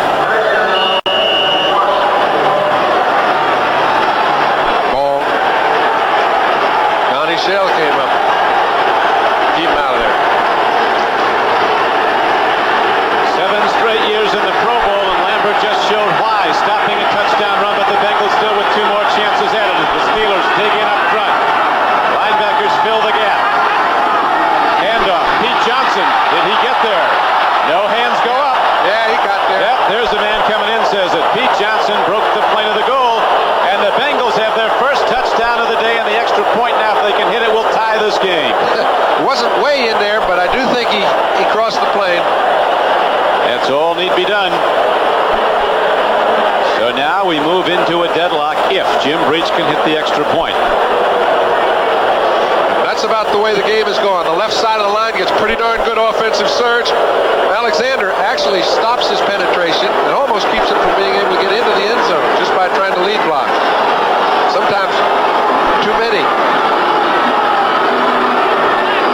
That final yard was the longest, but he took it in. And now Breach with the extra point, which is up and through, and this ball game is tied with 6 minutes and 45 seconds to play in the 3rd quarter. The Cincinnati Bengals, executing well on their first possession of the second half, take it down the field, and it's a 10-10 game. This 1982 National Football League game is brought to you by the new Chrysler Corporation. Chrysler has the cars, the quality, and the prices America needs. By Visa, the most widely recognized name in the world for travel, shopping, and cash. And by Kentucky Fried Chicken. We do chicken right. With John Brody, this is Don Criqui on a beautiful September day at Three River Stadium, Pittsburgh, Pennsylvania. The Bengals have just tied this game at 10-all, and here's Breach's kickoff to Fred Bohannon to the 20. He's a threat. Penalty marker down. Somebody on the Steelers might be guilty of an illegal block. 6:35 to play in the 3rd quarter. Interesting, John, we were talking at halftime about these teams throwing the ball all the time and not running, and Cincinnati comes out looking to go to that running game, and that's what really maintained possession. Well, I think they ran it at least effective enough to be able to complement their throwing. It allowed the linebackers to at least stay home. They couldn't just take off and forget all about the run, and when you can do that, you can put a few points on the board. On the run back, holding, number 57, 10 yards, first down. Mike Merriweather, the rookie from Pacific. Jim Tunney, our referee. His crew, Pat Harder, Sid Seaman, Boyce Smith, Pat Knight, Gil Mason, Johnny Greer. The Bengals did very well the first time they had the ball in the second half. As you remember, the Steelers did the first time they had it in the first half when they scored their only touchdown. 1st and 10, Pittsburgh. Bradshaw takes a look, dumps it off. Here's a man with the ball. Franco, good block. And Harris tears up the field and gets all the way out to the 29-yard line. The big gainer. Was a beautiful play. Boy, it was. It's a perfect time to throw a screen pass on first down. He's been throwing the ball down the field. You got the linebackers back combination between number 73, Craig Wolfley, number 74, Ray Penny, and 32, Franco Harris. Franco lets those two linemen get out in front of him, actually gets two blocks for him. He's 10 yards down the field before Hicks actually gets a piece of him and picks up the first. So the Steelers get out of a hole with a big play, and it's 1st and 10 Pittsburgh at their 29. Right out to Franco again. Puts a juke move and loses a cornerback, and then loses a linebacker and takes the ball out to the 35-yard line. He got 6.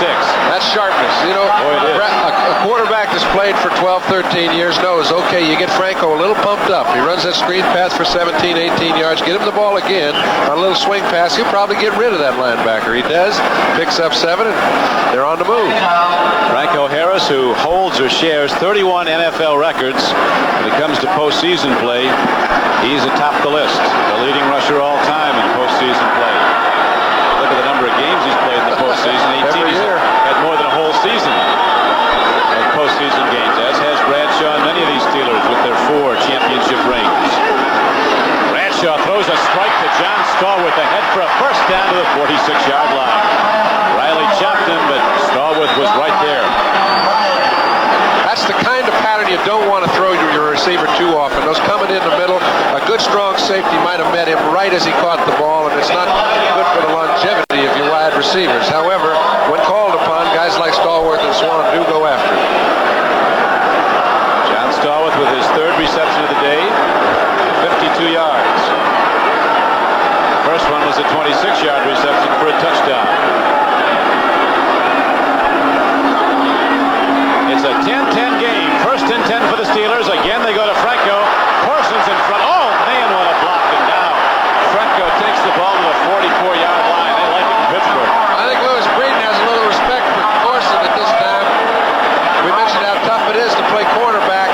When you've got to force a screen pass or a layoff pass, and you see some big offensive lineman coming out. Look at number 77 and Lewis Breeden. Now watch, his head hits the ground first. You can't see it in your screen. That's the reason Franco's still running. 9-yard gain. Corson leading the blocking. And so the Steelers go 2nd and 1 from the 44-yard line of Cincinnati. 3:37 to play in the 3rd quarter. It's been an excellent game throughout. And it's tied up 10-10. Bradshaw running. The option play.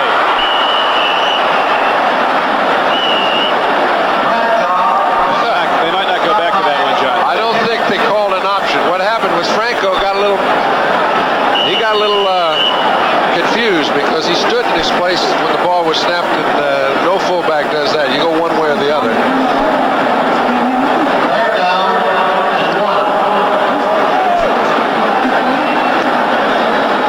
No gain. That'll make it 3rd and 1. Those big offensive linemen of the Steelers. Kinney and Brown, Wolfley and Corson and Webster line up. Ready to try to move out that front 3. Now the front 5 of Cincinnati and the short yardage. Pollard gets the first down and some more. Frank Pollard gets down to the 39-yard line. Game is heating up a little.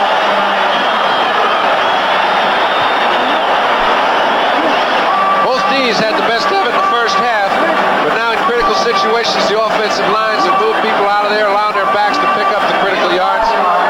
Pollard picks up 5 in the 3rd and 1, and they've got a first inside the 40.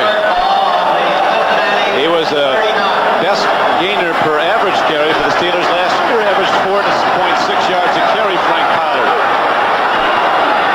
Live action, 1st and 10. Bradshaw throws it hard. It's tipped, and the reception is made. Greg Hawthorne, who caught a big ball earlier, remember, in that drive that set up the field goal. Late in the first half, makes that reception downfield. Bradshaw has not been intercepted. He's completed 17 of 26. Many of them screen passes like the ones to Franco for 192 yards total offense on the passing game. Jets now lead New England 17-0. Mike Augustiniak ran 6 yards for a touchdown. Richard Todd ran 6 yards for a touchdown earlier. 2nd down and 6 to go for the first down for the Pittsburgh Steelers. 36-yard line of Cincinnati. 3-man rush. There's time. He lets it go. Man's open. Stallworth at the 15. Yep, they say he's out of bounds. Well, must have been out, but boy, it was a difficult coverage to throw against because it was a zone rolled up into the side that Stallworth had to run his pattern on, and he ran a super pattern. When you have a double coverage, he has to get inside Riley to give Bradshaw some room to the outside to throw the ball. Riley's a little hot at himself because he fell down trying to get in the way of it, and I guess he was out. One. Good call, right on the line. Yep. Again, the official who's right there with a perfect perspective makes the right call. Cincinnati juggled some defenders now. Brings people up to the line of scrimmage. Lewis Creedon's going to run right along with John Stallworth. Galvin Sweeney in, Lynn Swan in the game. Bradshaw on 3rd and 6. Throws, man is open, Benny Cunningham. It's Benny now heading for the end zone. He's finally chopped at the 4-yard line. 26-yard gain for the Steelers, and Pittsburgh's Three River Stadium erupts again. That is a perfect call at a perfect time. They double covered both outside receivers. Cunningham was man-to-man. Beat Oliver Davis easily. Had no linebackers to contend with. Bradshaw just laid it out there. You see, it's a little delayed pass. He looks off. Now he comes back to Cunningham, who's running right over the middle. The only man even in the area is Oliver Davis. He's no match. 26 yards down to the 4. He's a cement truck when he starts rolling, too. He's the heaviest tight end in the league. 260. And again, John, we see illustrators, you're pointing out those little defensive backs having to stand in there and smack him head on. Russell Davis drives inside the 3-yard line down close to the 2 on a 1st and goal carry. Third quarter elapsing very quickly. We're down to 1:04 to play in it because these teams have gone to the run in the second half as they did not in the first half. Just two beautifully conceived drives by each team. This is the way you expected the game to go when we started. They've both shown a lot of their playbook in the second half. New England just scored. Ricky Smith ran back a kickoff, 98 yards for a touchdown for the Patriots. They trail the Jets 17-7. Second down and goal. Bradshaw rolls out. Man wide open. Touchdown. Pittsburgh. Benny Cunningham.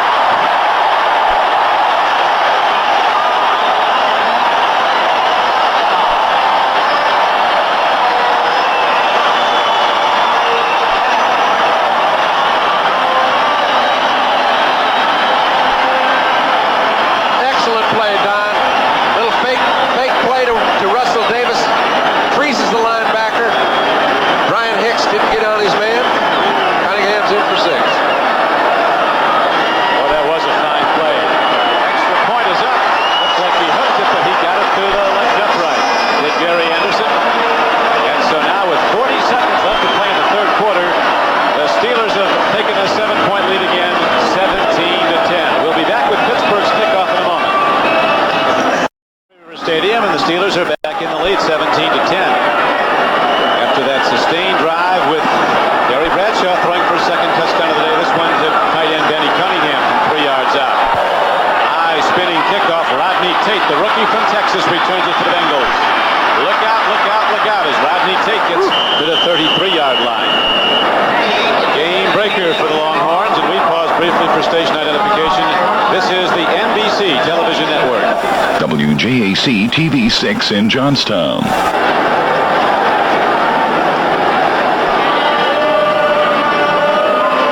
Don Quickie with John Brody at Three River Stadium, Pittsburgh, Pennsylvania. Temperature about 70 now.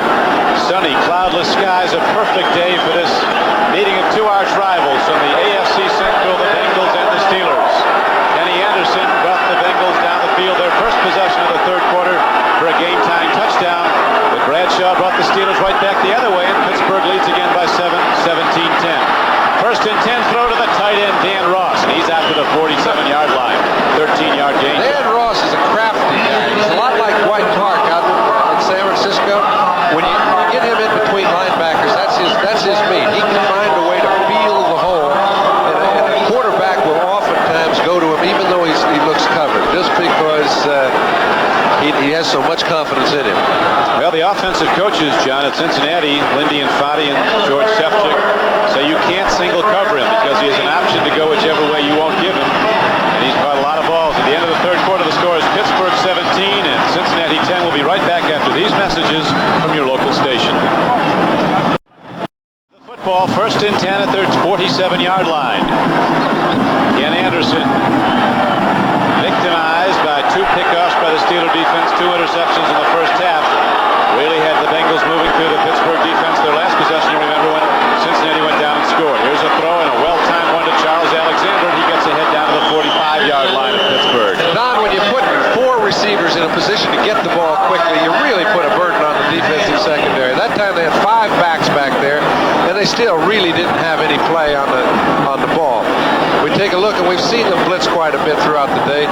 Here's Jack Lambert. He's man-to-man on Johnson, but a man-to-man means they've got some blitz, somebody coming after the passer, but no play, really. Gain of 9 yards on the play, and so the Bengals now have it 2nd and 1. Let's see what Anderson goes to here out of the I formation. Early Pete Johnson, the up back, his fullback. Charles Alexander, the tailback. Play fakes to him, and he's looking for the distance. Just gets it away, and the ball is caught by Isaac Curtis. Wayne Woodruff knocks him down, but the Bengals take it for a 23-yard gain. That is such a super play by Isaac Curtis. Here's Anderson going back to throw. Curtis is at the top of your screen. Now watch. He's trying to clear out through the secondary. They've got a strong safety on the tight end. It's an in and out coverage. Curtis sees that Anderson's trying to find a hole to throw the ball. He scoots over to the left side. Perfectly thrown ball. Picks up a first.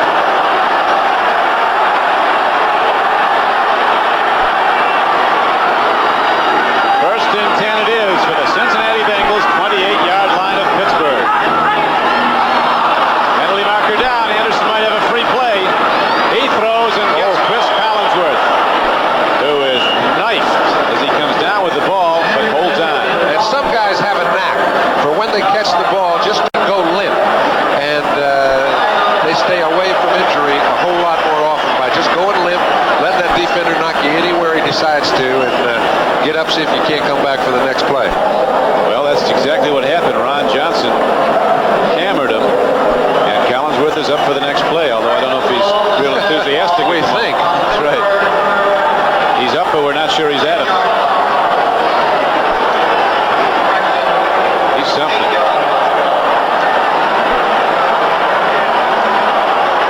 Last 3 possessions, super drives by both teams. Oh, they have them. Steelers leading in the 4th quarter, 17-10, but the Bengals challenging for the tying touchdown.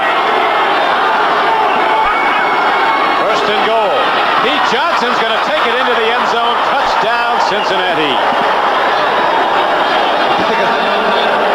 The big guy spins it down after he takes it in for the payoff run. And when you score in Pittsburgh, there's not a motion in the house. That was a beautifully designed play. Johnson cuts back. He sets himself up pretty well as the right guard. Got a real good block on Gary Dunn. Allows Johnson to slide in the end zone untouched. Here's Big Pete again with the good blocking. Yes, sir. Blair Bush, the center, made the block. Montoya had a good one. And so if Breach can convert once again, it'll be locked up at 17 all.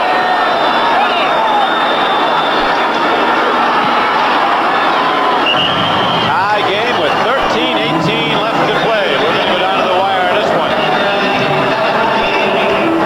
The Pittsburgh Steelers will be receiving after this message.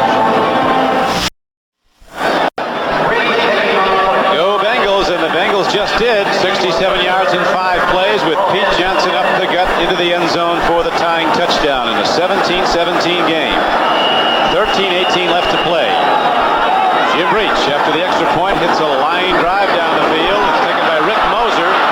He's to the 25, to the 30, and the Steelers go on offense there.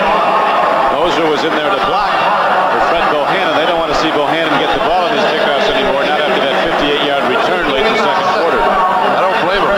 He has one way to go, right straight up the gut. And if he breaks, he's one of those guys that's dangerous enough to where if he breaks the seam, he's liable to go all the way. The man who leads the wedge, Sean, you noticed before, Curtis McGriff. Yep. He is a wedge. Powerhouse blocker up front. Now the Steelers in a tie game go 1st and 10 from the 31. Right back on top. Bradshaw swings it out there. juke step, and he dives ahead for only a couple of yards. Lewis Breeden tackled him, didn't let him get away. The pennant race is coming down the stretch. Montreal, as you see over the Cubs, 4-3. Pirates are leading the Phillies 7-1 in the third inning.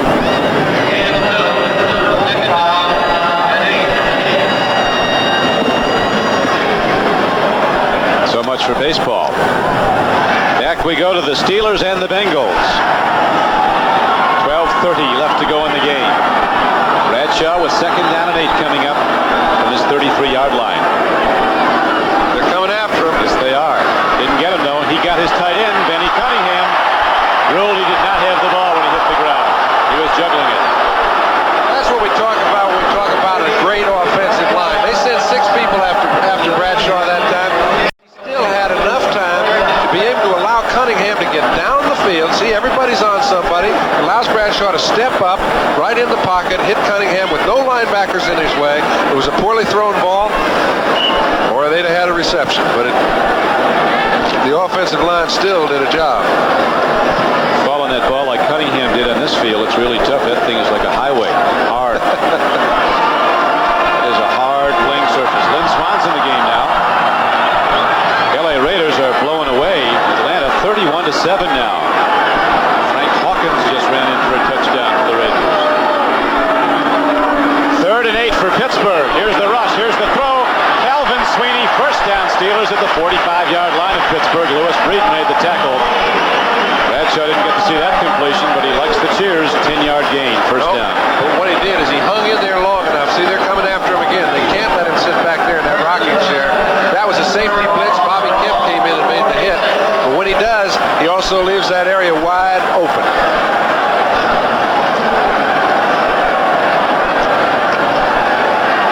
Somebody once asked Bradshaw, is he concerned about all the contact getting injured?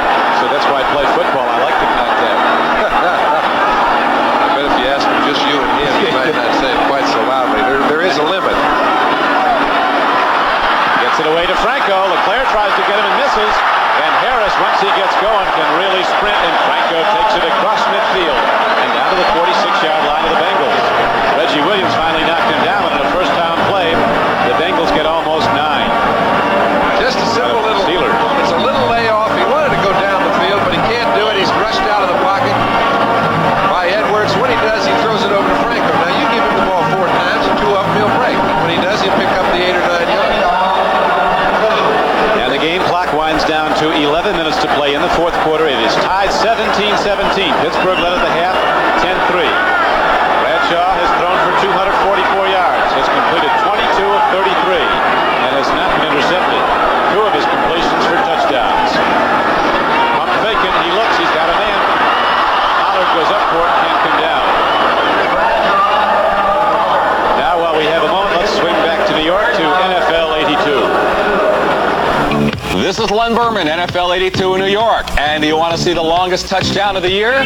Here it is. Ricky Smith, the rookie from Alabama State for the Patriots. The kickoff return, he's gone. 98 yards. The Patriots close to within 17-7 of the Jets. That's in the 3rd quarter. Let's go back to Don Criqui. Thank you, Len. Here with John Brody at Three Rivers Stadium in Pittsburgh, Pennsylvania. 3rd down and 1 now for the Steelers and Terry Bradshaw. 46-yard line of the Bengals. Pollard. He wanted it. He got it. Looks like. Claire's a little mad at himself. He found a slot, and it looked like he was going to make a great play, and just couldn't get a big enough piece of Pollard, and I'm sure he picked up the first down. He did.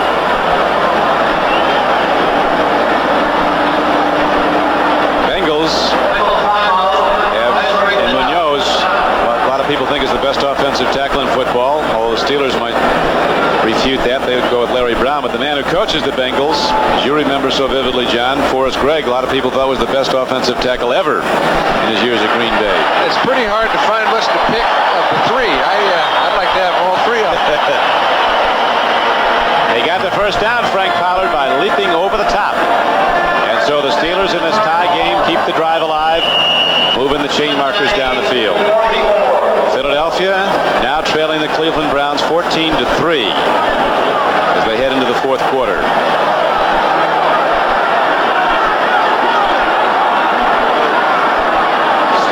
looking to put up points and break this tie as Hawthorne goes in motion. Bradshaw looking deep. Lets her go long. Going for the ball is Hawthorne. Almost intercepted. Bengals converging on the football. The man who almost got it was the free safety, Brian Hicks from McNeese State. The ball looked like a pretty well thrown ball, and then it started to float. And when a ball starts floating and it's down in that secondary, you get a very lucky break if you get to re-huddle. Here's one you won't see for a while, John, in the San Diego-Kansas City game. Safety was charged because the safety was guilty of an illegal crackback in the end zone. Oh. Who was? Now, it was a safety. It wasn't on an illegal crackback in the end zone. So it's now 16-9, but Kansas City's in the lead. New Orleans leads Chicago 10-0. On 2nd and 10, the Steelers don't get a whole lot. Franco Harris took it ahead. Gary Burley, 67 of the defensive front of the Cincinnati Bengals on the stop. Those good linebackers in there, Bo Harris, Jim LeClaire, Glenn Cameron, Reggie Williams. Now they've got 4 defensive linemen. It looks like you can bet they're going to shoot Mike number 72, Mike St. Clair, from somewhere. He's playing in the middle. He's kind of a blitzing guy, a little bit like Coors on Pittsburgh. That time they got somebody through. It was linebacker Reggie Williams, who had 11 sacks a season ago to lead the Bengals. Hey, he's their spark plug. You know, when he makes the big plays, they seem to play good defense, and we haven't seen a lot of him today. That threat is quickly ended, and Reggie Williams is duly congratulated by his Bengal teammates on the sidelines as the Pittsburgh punter John Goodson's back on the field with 9:15 to play in the game. We're locked up at a 17-17 tie.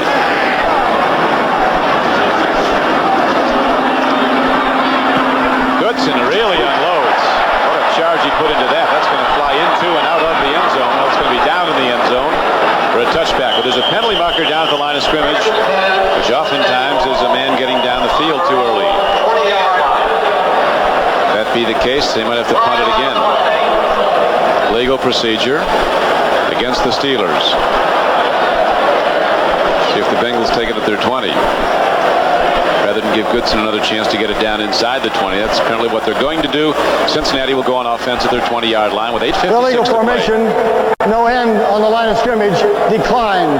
Touchback on the punt, first down.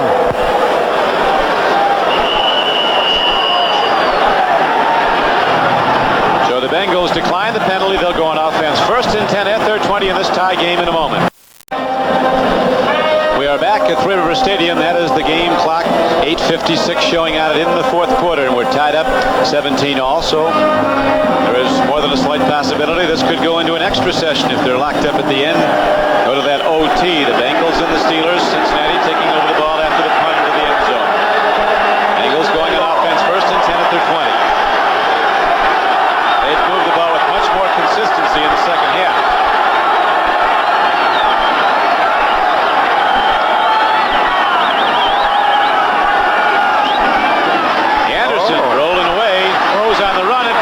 Catches the ball. He gets ahead across the 35-yard line out to the 39. Big play by Chris Collinsworth, good for a gain of 17 yards. Hey, he's super. He's getting his jersey ripped up a little too. I'll tell you, that time Wayne Woodruff came from the offside, gave him a good lick. He's one of those guys that not only has the speed and outstanding moves, but catches the ball about as well as anyone in a crowd. And when he gets it, he knows what to do with it. Teams up well. He thinks like a quarterback. He was one. University of Florida's first year.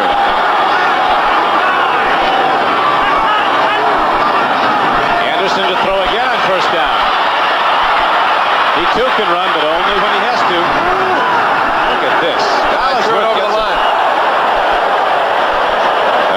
You're right. There's a penalty marker down. It's a tough penalty. Lost it down. He was about a foot over the line of scrimmage, if you take a look, and it's amazing how he knew it just when he threw it, that he had gone too far. Expensive penalty, you lose the down. 3rd and 10. I think it's going to be about 3rd and 14. Oh, they got to mark off, yeah. Because they're going to take it from where he was in front of the line of scrimmage. So if they said he gained a yard before he threw it, they'll take it back 10. Illegal forward pass. Number 14 beyond the line of scrimmage when he threw the ball. 5 yards, loss of down. 5 and loss of down. An expensive penalty for the Cincinnati Bengals. So instead of, it was a 1st and 10 play and a perfect throw to Chris Collinsworth. From the spot of the pass. 2nd down.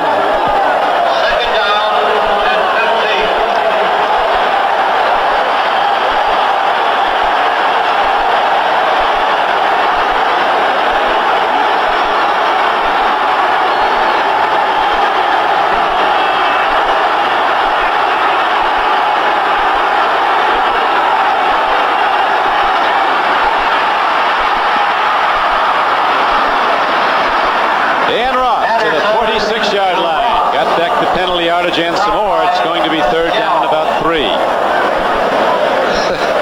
Boy, that's hard to hang in there when you know they're coming. He had 6 of them coming after him. He waited just long enough to let Ross get open, hit him perfectly, and now they've got about 3 to go for the 1st. Take a look back there. You see, it's a late blitz by the linebackers. They're not in a pass drop, so they're trying to get after Anderson. Just before they get him, he finds the receiver in the middle of the field.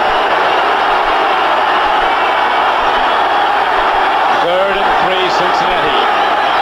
Bengal 47. The game is tied 17 all. Here they come.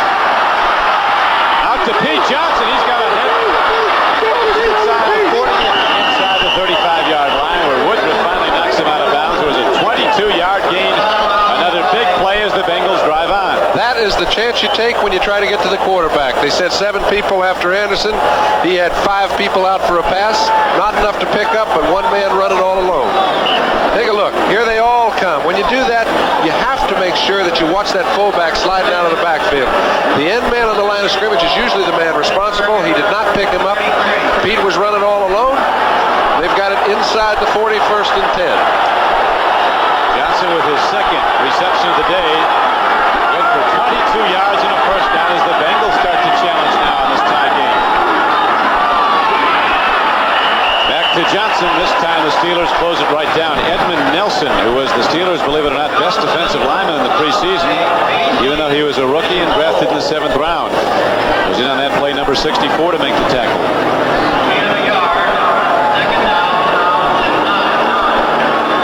Joe Klecko, the consensus All-Pro defensive end of the New York Jets, were informed was just taken off the field at Foxborough, Massachusetts on a stretcher with a leg injury. The extent of which we don't know just yet. We'll report to you as soon as we're informed of it.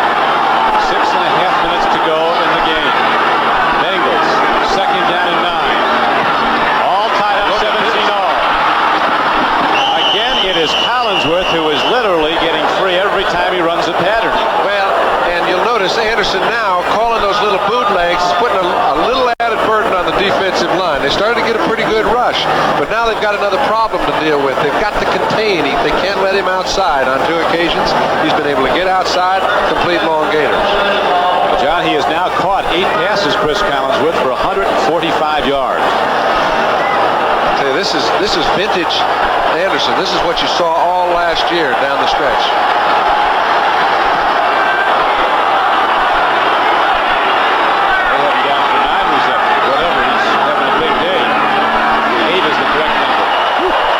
Johnson on 1st down feels the full force of the Steelers' defensive front, led by 65 Tom Beasley and 64 Edmund Nelson.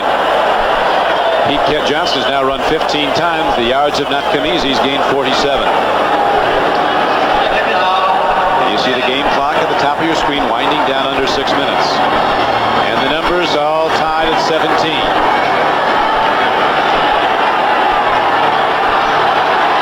2nd down and 10 for the Cincinnati Bengals. 20-yard line of Pittsburgh.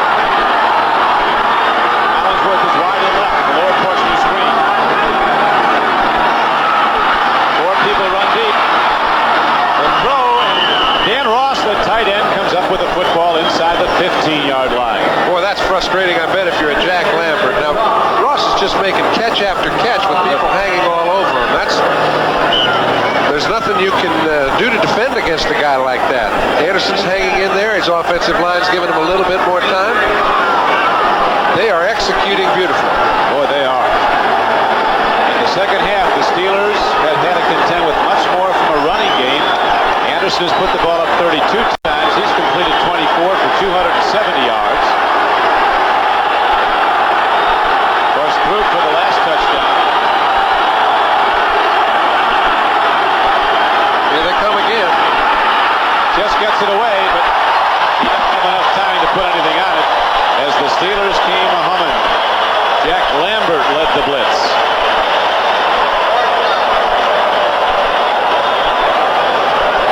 They're certainly not hiding any. They've got 7 guys standing at the line of scrimmage, all of them in a starter stance, letting Anderson know they're coming after him. Lambert snuck through the guard and center position and got Anderson before he could set up. Good defensive play to stop a fine drive. And now we'll see Jim Breach with Kreider holding try a 31-yard field goal, almost 32 yards.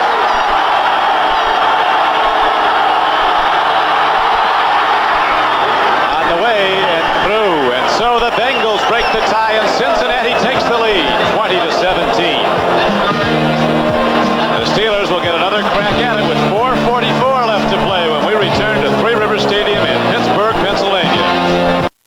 Three Rivers Stadium, we're having a good one going here as the Cincinnati Bengals take the lead for the first time in this game. They're leading the game 20-17, but plenty of time left for the Steelers to come back, John. Well, when you have 4:44 left and you're Terry Bradshaw at quarterback and you're playing at home, I'd say you may get 2 or 3 chances to get it back, but certainly you want to make good on the first one. Here comes Bohannon. And he gets Pittsburgh off to a relatively good start from a field position standpoint as he takes it to the 31-yard line and was knocked down by number 21, Oliver Davis of the Bengals.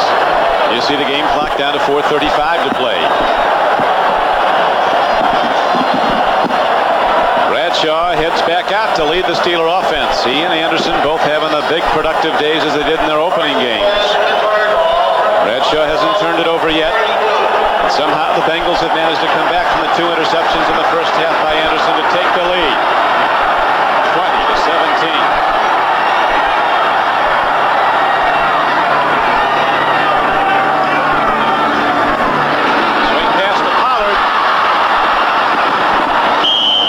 Safety Brian Hicks doesn't miss. Fowler did get ahead for some yards, though, advancing the ball close to the 35-yard line, a pickup of some 3 yards. 2nd and 7. Good alert play by the strong safety, because when you're in a situation where your team is blitzing, you're all alone out there, you better jump on the back quick. He did.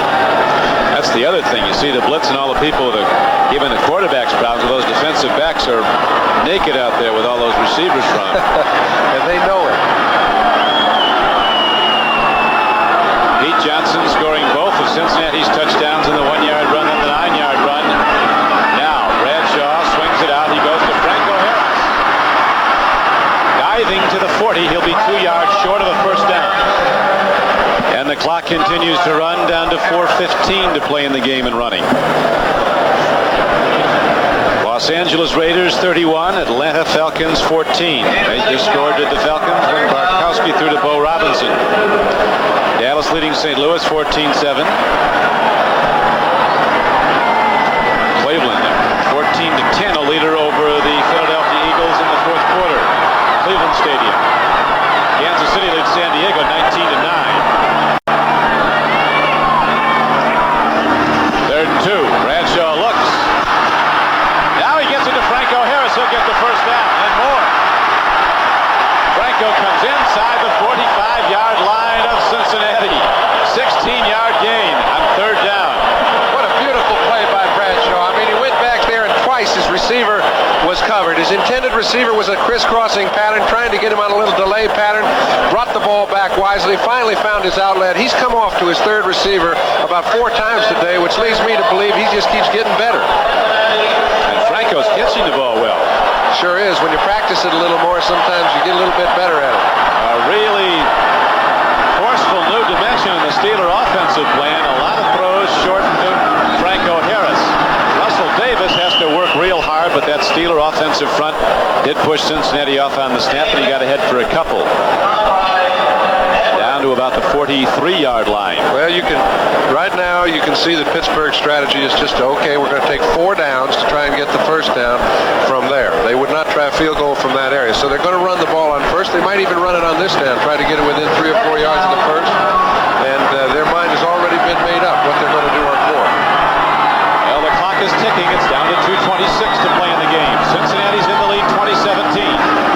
Bradshaw throws. Greg Hawthorne catches the ball. It's a foot race, but Hawthorne is caught, but not until he obtains first down yardage to the 26-yard line. Second week in a row, when they need it most, they call on 27, and he gets it for them.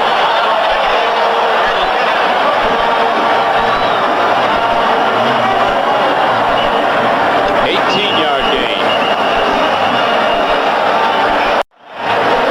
That is a 2-minute warning now being given as here comes another of those fantastic finishes. Alcoa presents Fantastic Finishes. 1978, Giants 17, Eagles 12. All Joe Pisarcik has to do is fall on it one more time. Wait a minute. What's this? A handoff. There's a fumble. The ball is loose. Herm Edwards grabs it and romps to victory. With less than a minute to play, Philadelphia stuns New York 19-17 with the miracle of the Meadowlands. Gary Anderson, soccer-kicking South African native out of Syracuse University, the field goal man for the Steelers.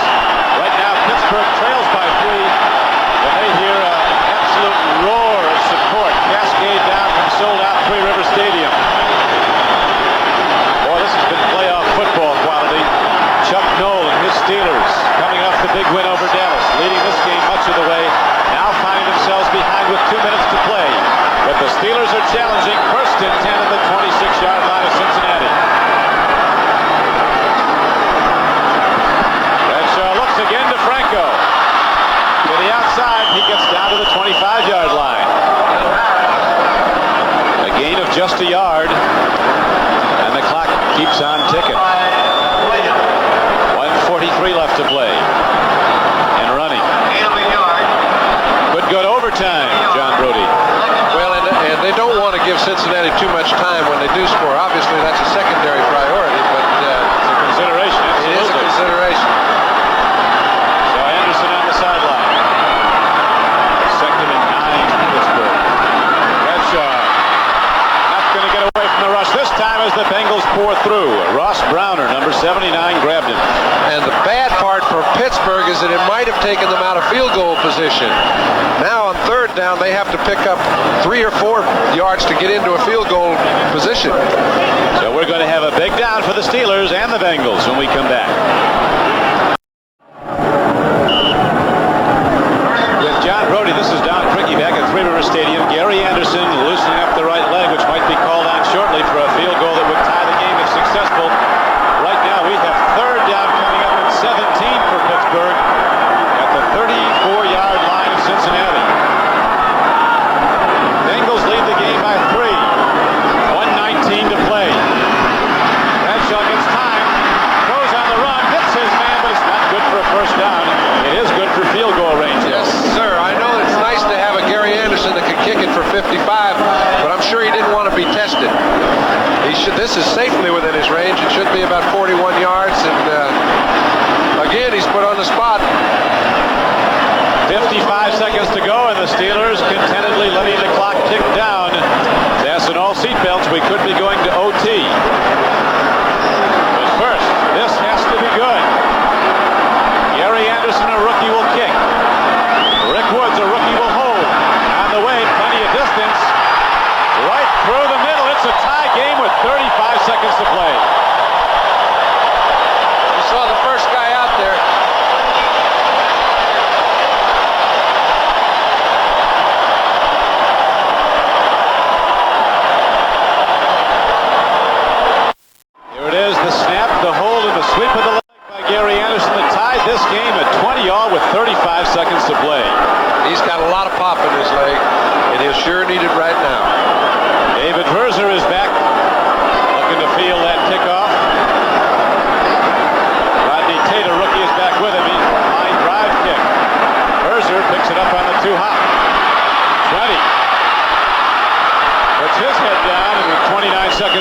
Preston and the Cincinnati offense will have some room to go, but John, a penalty marker comes flying in after the play's over.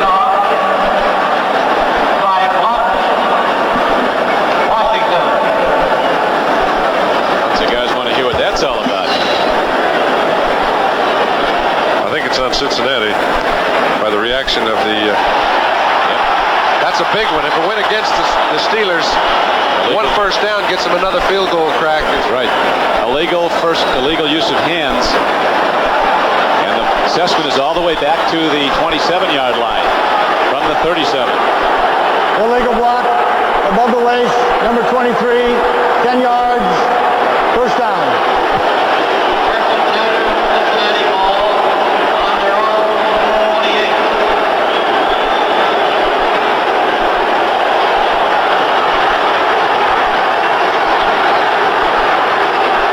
This is Don Crickey with John Brody. If our viewers in Cleveland want to apologize, who are supposed to be seeing another game, but the one you're looking at right now is a real good one. 28 seconds to play. It's tied up 20-20. The Bengals have the ball. First and 10 at their 27-yard line.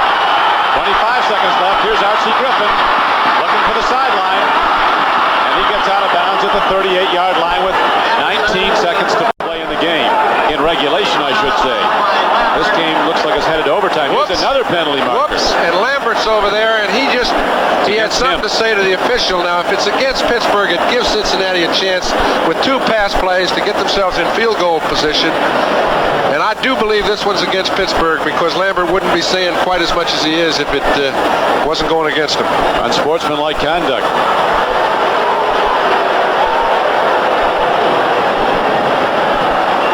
Wait a minute. He ain't just marking off 5 either. All the way down to the 47-yard line of Pittsburgh. That's the sort of play that Jack Lambert very rarely makes. Unsportsmanlike conduct during the dead ball, number 58, first down. He at times can get a little carried away in a ball game, but very seldom when it hurts him. Wrong choice of words, apparently. Horace Gregg was right there to hear it, and also to see the marker and the assessment. So now, 19 seconds to go in regulation. 20-20 tie. First down, Bengals, 47-yard line of Pittsburgh.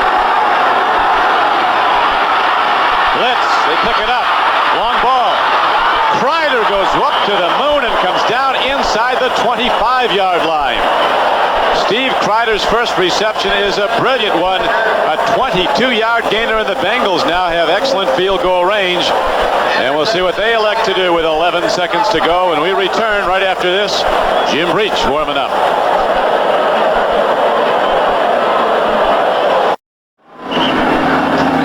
Whoa, we're down to 11 seconds to go. And Jim Breach, who's hit very nicely on his 2 previous attempts to 50 and 35 yards on field goals, is going to be called on shortly. But the Bengals want to get it a little closer if they can. I'll run it right to the middle of the field. First and 10, 11 seconds to go, tie game. There's the run right up to the gut. Pete Johnson takes it, and the Bengals signal for and are allotted a timeout with 5 seconds to go. And here comes the field goal unit with the football game on the line. Jim Breach, the former Oakland Raider, who was picked up by Cincinnati as a free agent and ended up with an AFC championship ring. We'll be back to watch this field goal. John Brody, Don Crickey back at Three Rivers Stadium, down to what might be the final play of this game as Jim Breach is ready to try a field goal in a tie game with 5 seconds to play. And while we have a moment, our thanks to our spotters, Tim Fogarty and Jim McGinley, and statistician George Jordan. Now, we come down to the big one.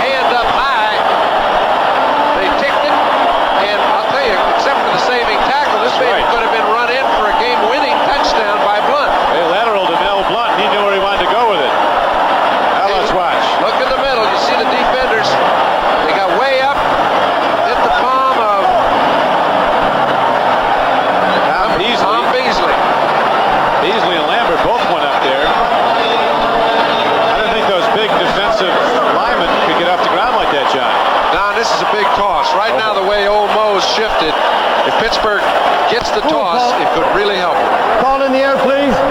Heads. It is heads. Cincinnati's won the toss and will receive. Bengals win a small victory as we head into the overtime. And right now, we're going to have this word from your local stations. Then we'll be back to Three Rivers Stadium in Pittsburgh for overtime football. The score 20-20 at the end of regulation. You'd think it was the playoffs in Pittsburgh, Pennsylvania, as they stand and cheer the Steelers, who have stopped what looked to be a winning field goal by Jim Breach and the Bengals with the block. Now, the subsequent coin toss after regulation ended in the 20-20 tie, and we go to overtime. And Don, you know, the importance of this ball game may magnified, not only because it's an interdivision game, but also with the, you know, the not knowing, the uncertainty of the strike coming up. This could be the game that determines who goes into the playoffs if both these teams at season's end don't. Well, the Bengals won the coin toss, and they'll have their receivers, David Berzer and Rodney Tate. Back is Gary Anderson, who hit the field goal for Pittsburgh that tied the game for the Steelers when they were down 2017, is ready to kick off. Boy, he unloaded. Man, alive. They tell him, don't come out of there with that. You recall, toward the end of the ball game, he hit one of those skimmers. I think he went to the coach and suggested that he hit it up in the air. Now, that maybe was about 72 yards in the air. I don't think he'll be hitting many skimmers on the ground in the future. He can really unload. Very confident, they say, for a rookie. This young place kicker, native of South Africa from Syracuse, was a 7th-round draft choice at Buffalo and kicked just superbly in practices and scrimmages, but was 0 for 5 in preseason games, and they waived him, and the Steelers got him. Now in the regular season, he's been standout for Pittsburgh. Had 3 against the Cowboys. Bengals going offense first and 10. Overtime. 20-20 tie. Anderson has a problem. Eludes it. He's going to run and goes down at the 24-yard line. He got 4 yards on the run. Right now, Don, Anderson has to do something to quiet the crowd down, because the crowd is really on them when they're at the line of scrimmage. About one complete pass play for a first down will quiet things for a while. If they don't do that, they will be in a hole. Good point. That's what Anderson did running. Even despite those surgical knees, he's still a good runner, Kenny Anderson. And he, of course, has an array of great offensive players, attack and defense in a variety of complex offensive formations. And now with 2nd and 6, we'll see if he goes to the pass. He does. Stands in. There's the rush. There's the throw. It's off the fingertips of Charles Alexander. 3rd down and 6. The Bengals can't make this go for a first down. Pittsburgh will get the ball for the first time in overtime. Kenny was just waiting. It's a perfect way to set up a little dink pass. You see he's waiting. Now he comes to Alexander. He's waited as long as he can. Nobody around Alexander, just a little high. The Bengals, a team of tremendous offensive explosion, keyed around the right arm of Kenny Anderson, and this game could key around it on this play. Cincinnati must get the first down, or they'll have to punt the ball to Pittsburgh in overtime. 3rd and 6. Pittsburgh's coming. Here they come, and they're going to get Anderson. He gets away. He throws. It's intercepted. Dwayne Woodruff.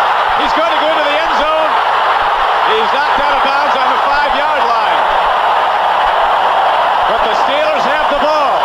The 3rd interception of Anderson in overtime, and the Pittsburgh Steelers will have the ball. 1st and goal at the 3-yard line.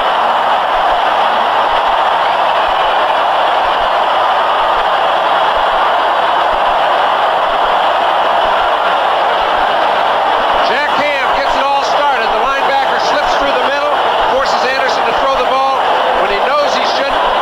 Woodruff steps right in front of Kreider, picks it off, and this game should be history. Well, we thought it was history when Breach had a 39-yard field goal, which was no problem for him earlier in the day, only to have it blocked by the Steelers, but Pittsburgh will be trying to punch it right at him. Good save by Anderson just to keep the game alive. 1 minute and 4 seconds of overtime has elapsed. A 3rd and 6 play for the Cincinnati Bengals. And Anderson is intercepted for a 3rd time today. His previous 2 were in the first half, you'll remember. Now Pittsburgh has the ball First and goal at the 3-yard line of Cincinnati. The Steelers come running out of the huddle. Webster down over the ball at center. Well, I think somebody told him, hey, the clock is running. You better get up on the ball. If I'm Bradshaw, I call timeout right now, reorganize. They got nothing but time, though.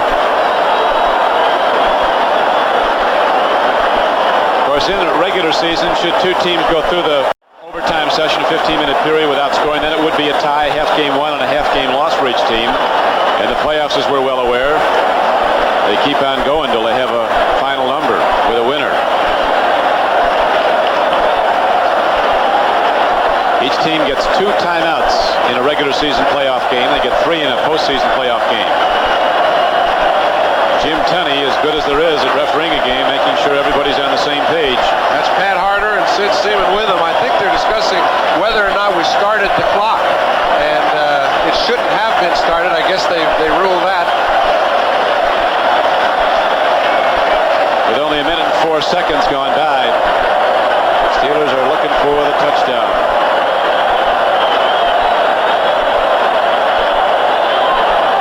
The terrible towels in evidence here at Three River Stadium.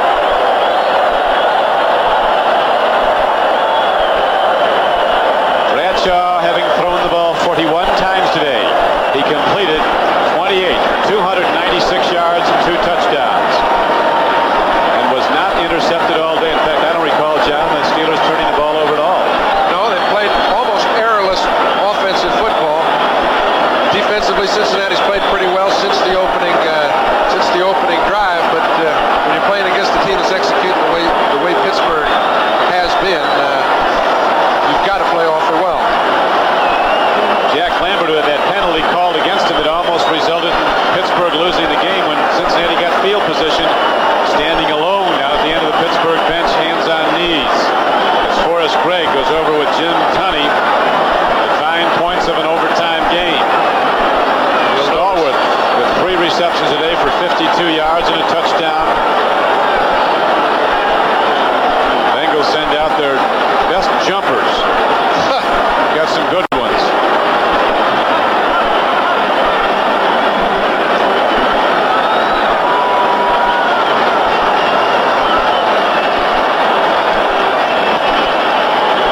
We're at Pittsburgh, Pennsylvania. The defending champions of the American Conference, the Cincinnati Bengals, just turned the ball over to the Pittsburgh Steelers for the 3rd time in the game.